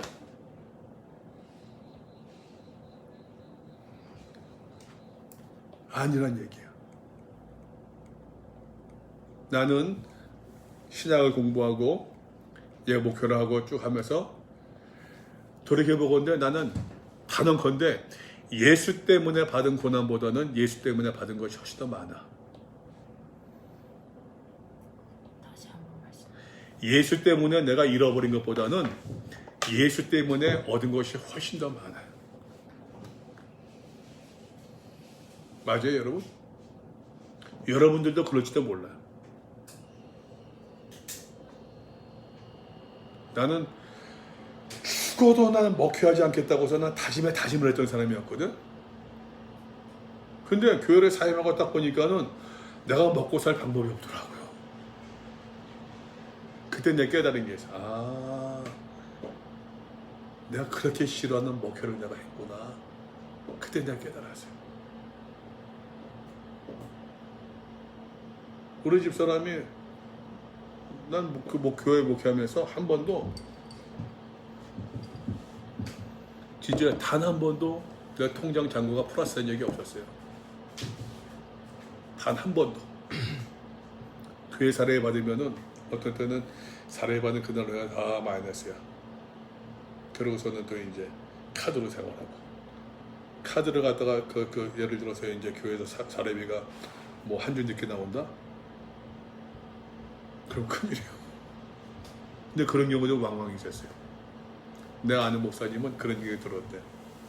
그 목사님한테 집사님 장로님 그거 제때 안 주시면 목사들이 이렇습니다. 그러니까 그 장로가 그러더래요. 목사님은 이제까지 사시면서 그것도 해결하지 못하세요? 그것도 해결할 능력도 없으세요? 아주 그냥 뭐 찌르는 얘기죠. 찌르는 얘기지. 목사가 무슨 어떻게 하고 있어요? 목회하는 사람이. 근데 그럼에도 불구하고 여러분, 그럼에도 불구하고 결국 나는 예수를 이야기하고 성경을 이야기하면서 결국 먹고 살았던 거야. 그것 때문에 여러분 교인들한테 대접받기도 하고, 교인들한테 뭐 옷도 얻어 입고 양말도 신고 밥도 얻어 먹고, 결국 그랬어요. 예수 때문에 나 얻은 게 더 많아.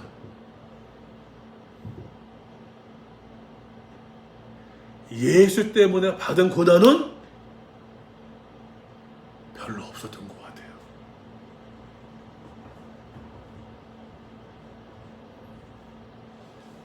근데 여러분, 내가 때때로 경험했던 그 고난, 그런 경우들은 내가 바보처럼 결정하고 바보처럼 내가 생각해가지고서 잘못 선택해서 내가 했던 그거 더 많아요. 근데 그 고난을 내가 예수 때문에 얻은 고난으로 착각할 때가 너무너무 많았던 것 같아요. 보세요 여러분, 우리가 그와 함께 영광을 받기 위해 고난도 함께 받아야 할 것이니라. 이게 여러분 고난이 수동적 고난이겠어요? 능동적 고난이겠어요? 생각하건대 현재의 고난은 파토스입니다. 여러분, 패션이에요. 내가 자취하는 고난을 이야기합니다. 누구를 위한? 누구 때문에? 예수 때문에, 복음 때문에 여러분 기꺼이 자취한 고난이에요. 여러분. 맞죠? 그래 맞죠 여러분? 내가 자취하는 고난, 예수 때문에 자취한 고난이에요. 그 고난은 장차 우리에게 나타날 영광과 비교할 수 없대요. 피조물이 고대하는 바는 하나님의 아들들이 나타나는 것이니. 그러니까 여기서 요즘 신학에서는 그런 얘기인데, 그래서 이제 그 자연 세계의 구원. 우리 할 때는 그런 얘기 안 했었어요. 우리 할 때는 나는 기억나는 것이 80년대 그때 공부하면서 무슨 책을 보니까는 서구 신학의 번역책 보는데 환경신학 얘기하더라고요. 환경신학. 그래서 난 참 얘네들은 먹고 살기 문제 없으니까 환경신학을 얘기하네. 먹고 살면 하니까 환경신학 얘기해. 근데 우리가 지금 환경신학 얘기해 지금. 그러지 않아요 지금. 자연 세계가 피조물이 말입니다. 피조물이 고대한 바 하나님의 아들들이에요. 그러니까는 여러분 자연 세계도 하나님의 구원을 고대한다고서 지금 신학은 해석하더라고요. 피조물에 허무한데 굴복하는 것은 자기 뜻이 아니요 오직 굴복하시는 이로 말미암습니다. 그 바라는 것은 피조물도 썩어짐의 종로를 한 데서 해방되어 하나님의 자녀들의 영광의 자유에 이르는 것입니다. 피조물이 다 이제까지 함께 탄식한대요. 피조물 자연세계도 탄식한대요. 함께 고통을 받고 겪고 있는 것을 우리가 아느니라. 그뿐 아니라 23절입니다. 또한 우리 곧 성령의 처음 익은 열매를 받은 우리까지도 뭡니까? 성령을 첫 열매로 받은 우리. 현대인의 성경이 이렇게 번역했어요. 성령의 처음 익은 열매를 받은 우리까지도 라고 하는 이 구절을 현대인의 성경에서는 말입니다. 성령을 첫 열매로 받은 우리까지도 속으로 탄식한대요. 자연세계가 피조물 세계가 탄식한대요. 성령을 첫 열매로 받은 칭의받은 우리, 예수 그리스도를 믿고 복음으로 말미암아 구원받고 칭의받은 우리들, 성화의 삶을 살고 있는 우리들도 속으로 탄식하고 있습니다. 뭘 탄식합니까? 왜 탄식합니까? 양자들 것, 곧 우리 몸의 속량을 기다리느니라. 뭡니까 이게? 구원이에요. 영광의 단계에 올라가는 것 말입니다. 우리가 소망으로 구원을 얻었음에 우리의 구원이 말입니다. 여러분, 우리의 소망이 말입니다. 우리의 소망이 보이는 소망이 소망이 아니래요. 보는 것을 누가 바라리요? 만약 우리가 보지 못하는 것을 바라면 참음으로 기다려지니라. 이 참음으로 기다리라고 하는 것도 저기요. 아까 5장에서 뭐였었죠? 기억이 안 나네. 저기. 바로 어디 있습니까? 예. 환난은 인내를. 인내죠, 인내. 인내는 연단은 소망을. 참음으로 기다리더니. 같으니. 인내가 연단이 소망을 이루니까. 지금 그 사도 바울의 다시 그걸 반복하고 있는 거예요, 지금. 보세요, 그 다음에. 우리가 너무 잘 알고 있는 말씀. 이와 같이 성령도 우리의 연약함을 도우시다니 탄식하고 있는 것. 그러나 여러분, 우리가 하나님 구원을 소망하고 있지만, 그러나 죄로 말미암아 우리가 죄 가운데 넘어져 실패하고 있는 우리 연약함을 도우시다니 우리가 마땅히 기도할 바를 알지 못하나 오직 성령의 말할 수 없는 탄식으로 우리를 위하여 기도하신대요. 자연의 피조물의 탄식과 여러분 성도의 탄식과 성령의 또 탄식이 나오고 있어요. 근데 여기서 주목해 봅시다, 여러분. 성령이 우리를 위하여 우리의 기도를 도우신다고 하는데, 우리가 기도할 바를 알지 못하나 우리를 위하여 친히 간구하신다고 하는데, 여러분, 성령이 우리를 위해 기도하는 것이 뭡니까? 뭘 위해서 기도하겠어요? 흐름으로 봤을 때 인내할 수 있게. 왜 인내해요? 무엇을 이루기 위해? 소망을 위해, 영화를 이루기 위해. 종말론적인 이 구원을 위해서 성령이 우리를 기도하신다는 얘기예요. 그죠? 흐름이 맞아요? 근데 우리가 말입니다, 여러분. 이 말씀 가지고서 여러분 소원이 있으니까 기도해보세요. 하나님께서 성령도 우리를 위해서 탄식을 기도하시는데요. 그러한 얘기를 얼마나 많이 해요. 많이 듣고. 흐름은 그게 아닌데, 내용은 그게 아닌데, 그잖아요. 내용은 그게 아닌데, 우리가 종말론적 구원을 위해서, 우리의 연약하여 할 수 없는 것을 이 종말론적 구원을 위하여서, 소망을 이루시기 위하여서 성령도 말할 수 없는 탄식으로 우리를 위해 기도하고 계신다고 하는데, 우리는 여러분 이 성령의 기도를 우리의 욕망을 위한 기도로 탈바꿈시켜서 이야기가 전할 때가 얼마나 많이 있느냐라고 하는 것이에요. 마음을 살피시니가 성령의 생각을 하시다니 내 성령이 하나님의 뜻대로 성도를 위하여 간구하심이니라. 성도를 위하여 간구하심. 다시 이야기합니다. 우리의 욕망이 아닙니다. 욕심이 아닙니다. 그죠? 성도의 종말론적 구원을 위하여서.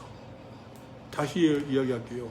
우리가 예수를 온전히 닮아가는 성화의 삶을 살기 위한, 우리가 알거니와 하나님을 사랑하는 자 곧 그의 뜻대로 부르심을 입은 자들에게는 모든 것이 합력하여 선을 이룬대요. 여기서 말할 때 선이 무엇이겠습니까? 정말로 구원이잖아요. 모든 것이 합력하여, 모든 것이 무엇입니까? 서로 고난이에요, 고난. 오케이? 하나님이 미리 하신 자들을 또한 그 아들의 형상을 본받게 하기 위하여 그리스도로 닮아가는 것이죠. 미리 정하셨으니 이는 그런 많은 형제 중에서 맏아들이 되게 하려 하시면 아까 상속 때도 나오고 양자가 나오고 하나님의 자녀가 나오는데 맏아들까지 나오고 있네요. 또한 미리 정하신 그들을 또한 부르시고 부르신 그들을 또한 의롭다 하시고 의롭다 하신 그들을 또한 어떻게 해요? 영원하게 하실 것이니라. 그러므로 그리스도 예수 안에 있는 자에게는 결코 정죄함이 없다는 얘기예요. 언제? 그 마지막 때에. 그러니 우리가 실패하는 것처럼 보이고 넘어지고 좌절하고 우리가 죄에게 넘어지고 우리가 막 그렇다고 할지라도 사랑하는 성도여 우리가 낙심하지 말고 그리스도로 닮아가는 믿음의 삶을 우리가 견지하며 열심히 나아갑시다 라는 이야기의 사도 바울이 지금 그런 적이 이래 되어 우리가 무슨 말 하리요? 만약 하나님이 우리를 위하시면 무엇을 위해서? 어디까지? 정말로 저 구원을 위해서 말입니다. 우리를 위하신다는 얘기예요.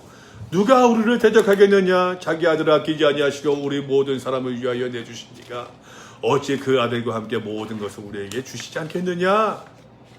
누가 너에게 하나님께서 택하신 자들을 고발하겠느냐? 의롭다 하신 이는 하나님이시니 누가 정죄하겠느냐? 죽으실 뿐 아니라 다시 살아나신 이는 그리스도 예수시니 그는 하나님 우편에 계신데 우리를 위하여 친히 간구하시는 자시니라. 무엇을 위하여? 네, 구원. 정말로 구원을 위하여. 누가 우리를 그리스도의 사랑에서 끊을 수 있겠느냐? 환난이나 곤고나 박해나 기근이나 적신이나 위험이나 칼이라 우리가 종일 주를 위하여 죽임을 당하며 당하게 되고 도살당한 양같이 여김을 받았나이다 함과 같으니라. 그러나 이 모든 일에 우리를 위하시는 우리를 사랑하신 이로 말미암아 우리가 넉넉히 이기느니라. 언제? 지금이요? 아니에요. 넉넉히 그 마지막 때에는 우리가 이겼다 한다고 하는 것이에요. 이겼다 한다는 얘기예요. 내가 확신하노니 사망이나 생명이나 천사들이나 큰 권세자들이나 현재일이나 장래일이나 능력이나 높음이나 깊음이나 다른 어떤 피조물이라도 우리를 우리 주 그리스도 예수 안에 있는 하나님의 사랑에서 끊을 수 없다. 우리가 칭의받은 우리가 예수님과 연합해서 우리가 넘어질 때가 있고 헛들릴 때가 있고 구렁텅이에 빠질 때가 있고 다시 막 엉금을 기어 나올 때가 있지만 그래도 기어 나와서 기어서 막 꾸역꾸역 간다고 할지라도 결국에는 우리가 그 믿음의 모습을 잃어버리지 아니할 때 하나님께서 우리에게 상급을 주실 것이다 안 주실 것이다? 주신다라는 얘기예요. 언제? 맞아요. 그때에 가서 말입니다. 왜? 우리는 이 땅에 소망을 준 사람들이 아니라 그 나라에 소망을 준 사람들이기 때문에 바울은 철저하게 종말론적 구원을 바라본 사람이었어요. 철저하게. 이 땅에서 성공도, 이 땅에서 누림도, 이 땅에서 가짐이 아니라 철저하게 종말론적인 그 구원을, 은혜를 바라보는 사람이었더라라고 하는 것이에요. 바울은 이것을 가리키는 것이었어요.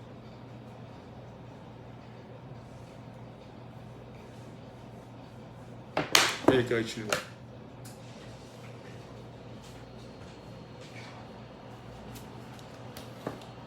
질문보다 고백이 있어야 된다고 했잖아요. 예? 고백이 있어야 자기 고백. 네. 근데 이 바울의 설명을 그러니까 이 로마서를 오늘 읽으면서 사실 바울이 계속해서 영화의 삶에 대해서 소망을 가지고 늘 소망했던 사람이죠. 그거를 되게 자기가 능동적으로 고난을 택할 정도로 사모했잖아요. 천국의 삶을. 근데 만약에 내가 다른 사람한테 이것에 대해서 이야기를 해줘야 할 때 내가 어떻게 이야기할 수 있을까를 생각해 보니까 내 고백이 없으니까 사실 이 바울처럼 이야기할 수가 없구나 라는 생각이 좀 들었어요. 맞아요. 맞아요. 나도 저도 영화의 삶을 소망하기보다 이제 능동적 권한을 택하기보다 그냥 이 세상에서 잘 사는 걸 더 좋아하지 않나? 라는 생각이 들어서. 그 기독교에서는 우리 한국 교회들이 너무 그게 많잖아 지금. 나는 내가 봤을 때는 우리 한국 사회에서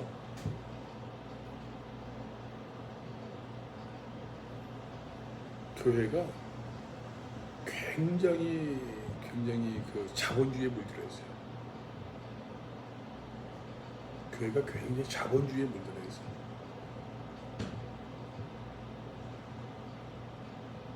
나는 기존에 난 목회를 할 만큼 한 사람이니까 사실은 전에도 좀 목회에 대해서 5, 600 먹고 있는 교회도 다니도 해봤고 나는 부교육자 경험보다는 군목도 담임 목사니까 군목할 때도 우리 교회 내가 있던 교회에서도 많을 때는 많을 때는 한 4, 500명 모든 장교 간부들 가족들도 한 100여 명, 200여 명 돼서 병사들 말고 그러니까 담임 목회는 해볼 만큼 해봤다고 생각하는데 근데 그러다가 이제 원치 않게 이제 작은 교회를 난 실험적 교육 목회라고 생각하는데 그래서 보니까 내가 느끼는 게 뭐냐면은 우선은 사람들이 나를 대하는 태도가 달라요. 그 내가 느끼면서도 교회에서 성도들이 교회가 큰 교회에 나가면은 자기 큰 믿음이라 착각하더라고. 시설 잘 된 교회, 좋은 교회 나가면 자기가 좋은 믿음으로 착각을 해요. 근데 여러분 가만 보세요. 한국 사회가 이제 사다리가 끊어졌다 그런 얘기도 많이 하는데 한국 사회에서 그러한 그 신분 상승, 실제적인 신분 표현이 그렇지만 신분 상승까지는 아니어도 내 신분이 상승되었다고 느낄 수 있는 감정, 그 만족을 주는 것이 큰 교회 선택하는 것처럼 쉬운 게 없어. 이해돼? 무슨 말인지? 큰 교회 선택하는 것처럼 내가 내 신분이, 내 신앙이, 내 생각이 내가 좀 그런 데 속해 있다고 하는 그런 자기 만족을 주는 데가 없다는 얘기예요. 그거는 사실 난 그걸 내가 느껴요. 이런 얘기를 이제 그 목사님들한테 하면 잘 이런 얘기 할 수도 없고 납득도 잘 안 하고 같이 이런 얘기 하려고 하지도 않고 굉장히 그러니까 이제 그 신앙이 무엇인지 신앙생활을 어떻게 해야 되는 것인지에 대한 그 처절한 고민들이 많이 없는 것 같아요.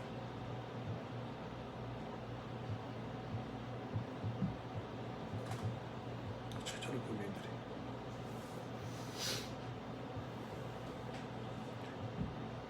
예전에는 내가 어릴 때는 교회 교육이 말입니다. 70년대만 하더라도 교회 교육이 사회 교육보다 훨씬 낫어요. 제일 가장 좋은 거는 우선은 그 선생님 한 명이 아이들을 이제 많아야 한 10명, 7명, 대여섯 명 일대 소수로 이제 코치하는 거예요. 다루는 거예요. 근데 내가 다닐 때는 국민학교 다닐 때 초등학교 다닐 때 한 반에 몇 명인 줄 알아요? 70명. 70명이 무슨 70명? 80명, 90명 그랬어요. 한 반에서 선생님이 그 아이들을 다 1년 지나도 못 외우는 그런 선생님도 있었어요. 그 지금은 초등학교에서는 몇 명 되나? 20명? 그리고 여러분 시설을 얼마 줬습니까? 근데 교회 교육은 여러분 내가 그 교회학교 다닐 때하고 지금 똑같아.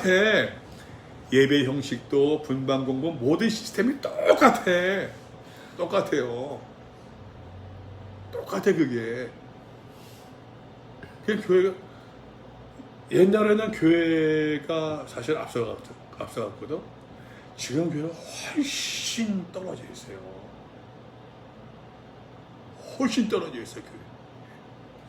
내가 요즘에 좀 유튜브에 관심 있어가지고서 좀 성경 어린이 설교 보니까는 요즘에 그 전사님들에서도 설교 재미있게 애들 재미있게 해서 많더라. 그 뭐 해가지고 영상도 만들고 인용해가지고서 매번 그냥 많더라고. 그래서 야 참 굉장히 다르구나. 참 많더라고요. 나름대로 애를 쓰는 거지. 그게 사실은 맞죠. 그게 맞지 사실은.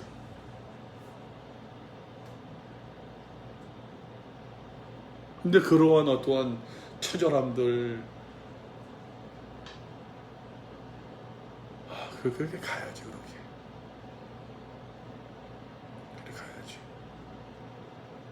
나 사실 이런 면들 이런 이야기를 하고 싶어가지고 이 텍스트를 가지고 이런 얘기를 하고 싶어서 내가 5시간 올라오고 내려가는 거야. 사실은. 이런 이야기를 하고 싶어 여러분들한테.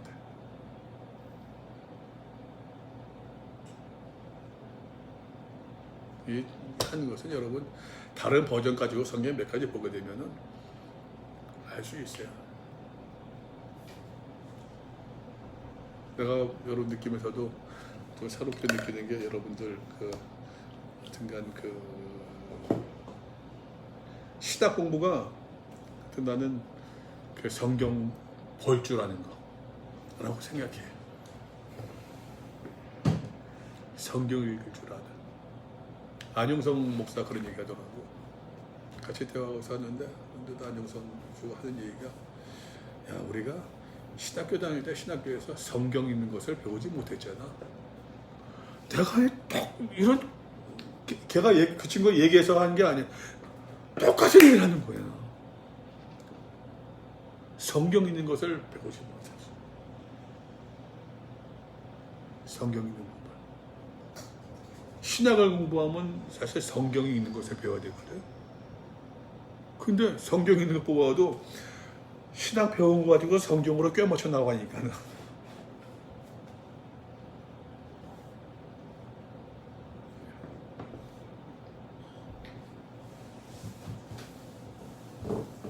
느낀 거 혹시 오늘 좀 나누고 싶은 거. 윤진 씨. 저 오늘 교회에서 저희 교회 근처 교회들 다 연합해서 청년부 집회를 하는 상암동 집회? 저희는 종암동 예, 종암동. 예. 네, 집회를 했는데 어떤 교회 목사님이 담임 목사님이 설교를 하시는데 요즘 청년들이 치유가 필요한 것 같다라는 이야기를 하시면서 치유가? 네, 네. 이야기를 하시면서 지금 잘 살고 있다, 그럭저럭 살고 있다, 보통이다, 문제가 있다, 심각하다, 손들래요. 그래가지고 막 그런 얘기를 하시면서 결국 예수 그리스도가 답이다. 예수 그리스도를 만났을 때 변화가 있다. 진정한 예수 그리스도를 만나면은 삶의 변화가 있을 것이고 있어야만 한다라는 이야기를 하셨는데 그냥 듣기에 무난하고 좋은 복음적인 말씀이었는데 그걸 들으면서 고민이 있는 거예요. 생기는 거예요. 왜 난 내가 예수 그리스도를 만났다고 생각해서 신학을 시작했고 복음을 위해 살겠다고 고민하면서 신학을 했는데 나는 신학을 하면서부터 나는 사는 게 힘들고 삶에 대한 무게가 더 무거워진다는 생각을 되게 많이 하거든요. 그래서 근데 그 목사님 저랑 완전 반대신 거예요. 엄청 허무주의자였는데 자기는 예수 그리스도를 믿고 삶에 소망이 넘치고 자기는 기쁘대요. 그 청년들도 그럴 거라는 거예요. 근데 부럽네. 예, 근데 그게 너무 부러우면서 허탈한 거예요. 난 예술을 못 만났나라는 생각이 들면서 내가 진정으로 못 만나서 그런가? 정말 만나면 저렇게 될 수 있는 건데 내가 지금 못 만난 건가? 라는 생각까지 들더라고요. 그래, 약간 그런 생각을 하면서 약간 오늘 왔는데 좀 그냥 보면서 바울의 고백을 보니까 꼭 항상 기쁘고 예수 그리스도 때문에 기쁘고 뭐 그 목사님처럼 좋을 수도 있지만 또 그러지 않을 수도 있는 거 아닌가라는 생각이 들면서 아는 것처럼 여러 빌립보서 같은 경우들도 뭐라고 그럽니까? 빌립보서의 별명을 뭐 기쁨의 서신이라고 하기도 하잖아요. 근데 이제 바울 같은 경우도 그러한 얘기를 하기 이전에 왜 내적인 고민이 없었겠어요.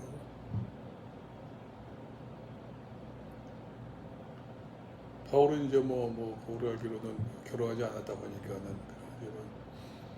그러나 이제 그 바울 역시 어떤 인간적인 고뇌, 신앙적인 왜 갈등이 없었을까? 나는 아니었을 것 같아요. 나는 내 생각에는. 저 외로웠어. 나는 아니었을 것 같아. 그냥 그런 거 볼 때 느끼는 건 뭐 죽음을 이야기하지 않고 우리는 부활을 섣불리 뭐 얘기한다라는 목사님 그런 얘기도 해주셨지만 너무 가볍게 그 신앙의 길이 십자가의 길이 그리고 우리가 어떻게 보면 자취하는 그 고난이 되게 생각보다 쉽지 않고 가볍지 않은데 엄청 저희는 잘 포장해서 자꾸 주려고 하는 것 같아요. 쉽게 받아가는 이게 아까도 얘기했지만 맞아요. 저도 신앙생활 우리 잘못하면 위선을 배운다니까. 잘못하면은 안 그런 척. 좀 미안한 표현이고 잘못된 말이지만 아까 권사님이 얘기했잖아요. 자살한 권사님. 얼마나 막 그랬겠어요. 그러면서도 또 이제 그것을 이겨나가려고서 얼마 전했겠어요. 그래서 치열한 삶을 사는 거겠지. 치열한 삶을 사는 거지. 그리고 또 어떤 분들은 굳이 어떤 삶의 어떤 신앙의 그 고민과 갈등을 마주치지 않으려고 하는 사람들도 많아. 자꾸 외면하고 그냥 기뻐야지. 그런 많아 사실. 근데 사실은 그걸 넘어서서 기쁨이라고 하는 것이 맨날 그냥 무슨 용돈 받아서 기쁜가? 여러분 그러지 않잖아요. 사실 보게 되면 교회 사역하면서도 그래서 무슨 칭찬받아서 기쁘고 그러고 있는가? 그거 아니잖아요. 난 목회하면서 이제 살아면서 일 때문에 괴로운 적은 없었어요. 나는 일 때문에 괴로운 적 없었어요. 일이야 즐겁지 이거는 밤새면도 할 수 있어요. 인간들 때문에 사람이 아니라 인간들 때문에 괴롭지. 인간들 때문에.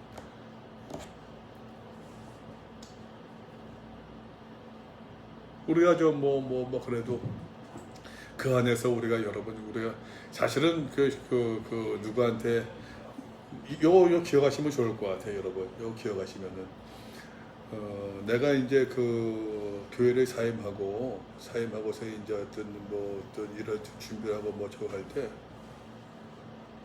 주일날 교회 가기 싫더라고. 주일날이 너무 괴로웠어요.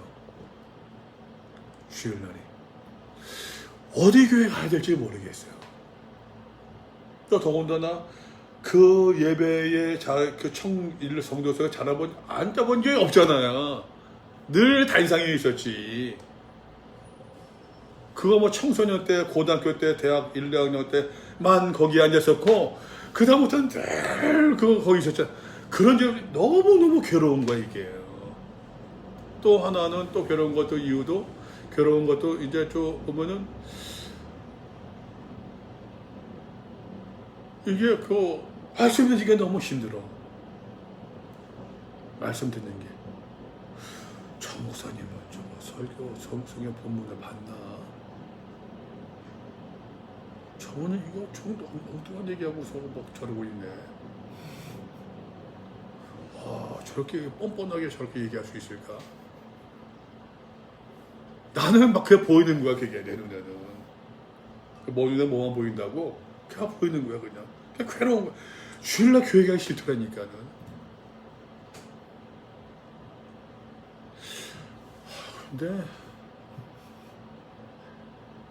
근데 여러분, 내가 이제 느낀 것이 뭐냐면은, 그러면서 이제 내가 마음 드는 생각이 뭐냐면은, 연예인들이 자살한다고 그러잖아요. 인기 떨어지면은. 마약하고. 내가 내 마음에서 그런 걸 느꼈어요.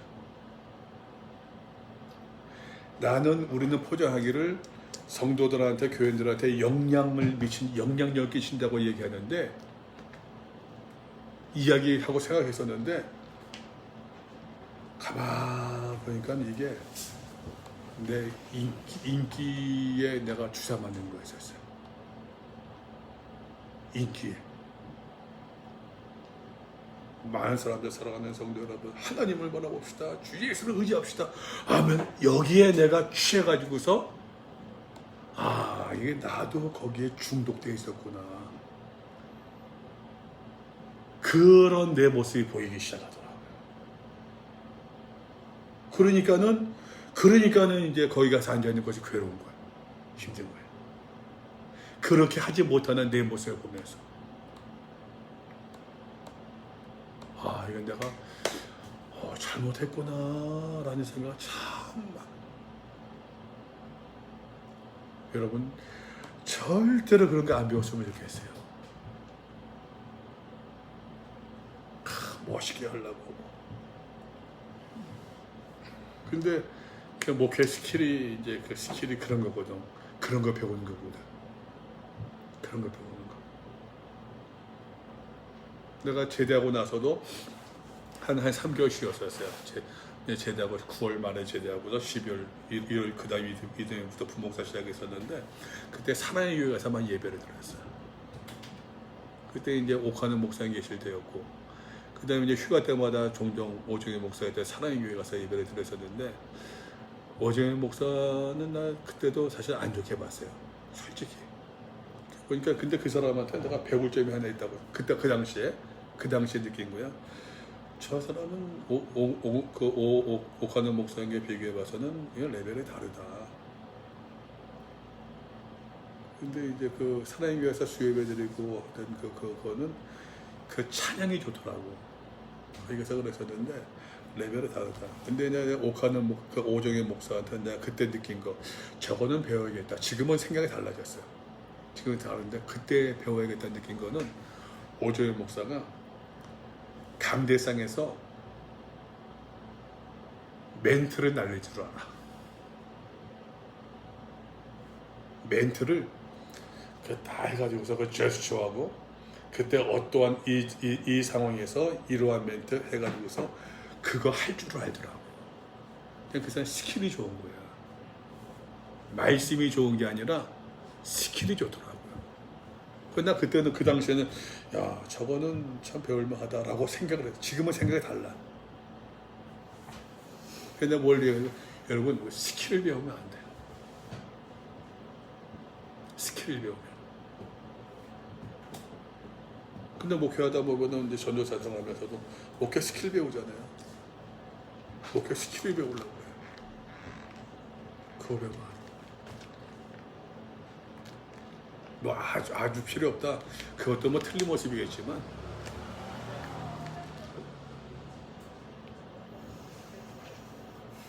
난 다시 얘기하는데 여러분들은 좀 성경을 보는 그런 안목들, 성경을 보는 내 눈으로 또 내가 되지 않으면은 이제 다른 여러 버전들을 보면서 성경의 이제 흐름을, 성경의 내용을 파악할 줄 아는 그런 것을 좀 배웠으면 좋겠다.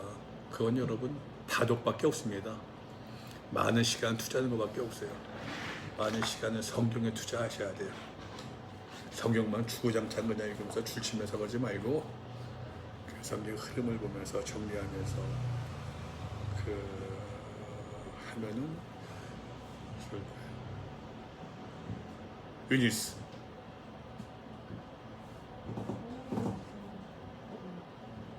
응? 네, 그냥 마음을 열었어요.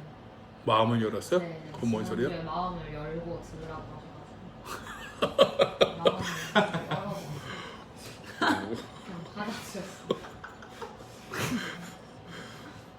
저희는 마음 안 열었었어? 저는 그냥 좀 신나게 웃는데. 한 대 때려줘, 유니스. 얘를요? 네. 아이고. 아, 준열이.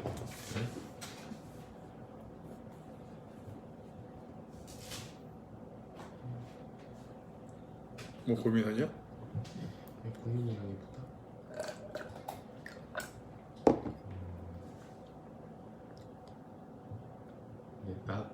저부터도 그렇고 교회를 다니는 사람들은 어쨌거나 로마서에서 지금 바울이 얘기하는 거는 영화에 대한 궁극적으로는 영화 정말론적 구원을. 정말로적 구원에 대해서 이야기를 하고 있는 거고 그거를 바라보고 우리가 소망을 가지며 살자 라는 거를 얘기하는 건데 결국 현세를 살아가는 우리들은 현세에서 뭔가 충족되는 게 있기를 원하잖아요.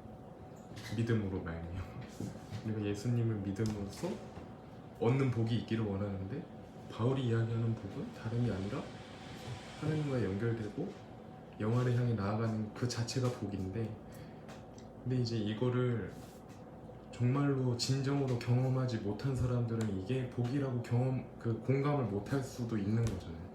그래서 실제로 교회에서 그거를 공감하지 못하는 사람들이 많고 그래서 뭔가 그냥 고민이라고 한다면 이런 거를 뭔가 어떻게 이렇게 전달을 해야 되고 여러분은 그 여기서도 너무 교회에 대해서 부정적으로만 생각하지 말고 또 그런 염려가 드는데 이제 그렇게만 그 바라보지 말고 도리어 이제 부정적으로 교회를 부정적으로 교인들을 부정적으로 생각하기보다도 아 내가 어떻게 해야 될까를 좀 더 가능성을 보면 좋겠어요. 그러면서 내가 좀 잘못하는 거 아닌가 싶은 생각이 지금 불현듯 드네 지금 생각이. 그런 게 잘못 나누고 있는가 싶을 때가 드는데 교회에 대해서 여러분들이 어떠한 그 답답해하고 뭐 부정적으로 생각하고 교인들을 뭐 이렇게 저렇게 그거는 이제 사실 이제 좋은 건 아닌 것 같고 그리고 다 돼 있으면 여러분 우리가 뭐 할 일이 있겠어요. 그러고 그거는 뭐 답이야 문제 본인들이 찾아야지 이제 평생의 삶을 통해서 찾아야 될 거고 하나를 얘기한다고 하면은 믿음과 소망과 사랑 이 세 가지는 항상 있을 것인데 그 중에 제일은 무엇이라? 사랑이래요. 믿음이 먼저예요? 사랑이 먼저예요? 네? 믿음이? 교회에서 여러분 성경은 믿음을 많이 강조합니까? 사랑을 많이 강조합니까? 성경의 내용은 사랑 강조해요? 사랑 강조해? 왜? 예수님의 이야기 자체가 예수님이 얘기 자체가 나를 믿으라고 얘기하고 말씀하고 있는데 믿음이 우선인 것 같아요? 사랑이 우선인 것 같아요? 근데 예수님 믿게 하기 위해서 계속 사랑을 하시는 순서로 보면 믿음 교회에서는 믿음 이야기가 더 많지 않나? 교회는 그래요. 예? 교회는 그래요. 교회니까 교회는 그렇다고 그 믿음 이야기가 많아야 돼? 사랑 이야기가 많아야 돼? 사도 바울은 지금 믿음 이야기하고 사랑 이야기하고 있었죠. 이가 쭉. 믿음 그죠? 근데 왜 사랑이 제일이라고 그럴까? 사랑이 없으면 그건 내 해석이야. 내 해석인데 믿음과 소망과 사랑이 있어요. 그죠? 믿음과 소망과 사랑이 있어요. 다시 순서는 믿음과 사랑과 소망이 있어요. 믿음과 사랑과 소망이 있어요. 믿음은 로마서로 따지면은 뭐와 관계 있어요? 친히. 그죠? 소망은 영화와, 사랑은 성화와. 그럴 수 있겠어요? 사도 바울의 이야기니까, 바울의 이야기니까. 믿음은 뭐와? 칭의. 소망은 영화. 사랑은 그러면 성화. 우리는 이제 칭의받은 성도들이에요. 소망에서 이제 나가는 사람들이에요. 그죠? 실질적으로 우리가 살아가고 있는 믿음은 사실 뭐와 관계 있어요? 성화, 사랑과 관계 있어요. 그냥 믿음과 소망과 사랑, 이것이 여러분 믿음의 모두 다 다른 면이라고도 얘기할 수 있겠죠. 다 믿음이지 않겠어요? 그런데 왜 사랑이라고 할까? 근데 여러분 그 사랑이라고 하는 것도, 사도 바울이 이야기하는 사랑이라고 하는 것도 우리가 지금 현대사에서 이야기하는 사랑, 서로 이해하고 사랑하고 형제님 사랑합니다, 자매 사랑합니다, 목사님 사랑합니다, 여러분 사랑합니다, 사랑합니다. 그런 의미 사랑이 아니라 난 성화와 관계된 것 같아요. 성화. 그리스도를 닮아가고, 그리스도를 닮아가기 때문에 말씀 따라 순종하는 것. 그러니까는 이해하고 인내하고 이 모든 사랑이라고 하는 것, 믿음의 관계 속의 사랑이라고 하는 것, 이 성화의 삶을 잘 살아갈, 칭의받은 성도가 성화의 이 사랑의 삶을 살아갈 때 소망도 이루는 것이 아닐까. 그런 가운데서 오늘을 살고 있는 현재를 지금을 살고 있는 성도들이 이 사랑이 제일이다라고 사도 바울을 강조한 것이 아닐까라는 생각이 좀 들더라고요. 나는 그래서 교회에서는 계속 믿음 이야기를 하고 있는데, 예수를 믿어야 된다, 하나님 믿어야 된다, 믿음에 대한 얘기를 하고 있는데 왜 사랑이 제일이라고 할까? 근데 로마서를 나 혼자 읽고 또 읽으면서 불현듯이 그 생각이 나더라고요. 사도 바울의 로마서에 빠져 있으면서 사도 바울의 이런 단어들이 이렇게 이것이지 않을까? 라는 생각이 들더라고요. 그래서 사랑이 제일이다. 우리가 성화의 삶을 살아감에 있어서 그리스도를 사랑하고 그리스도를 닮아가는 그 성화의 삶을 사도 바울은 사랑이라고 하는 단어로서 이야기한 것이겠다라는 생각이 난 들었어요. 그래서 사랑이 제일이다.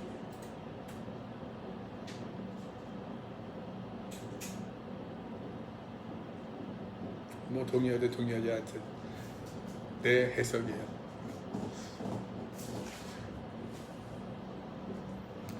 마실까요?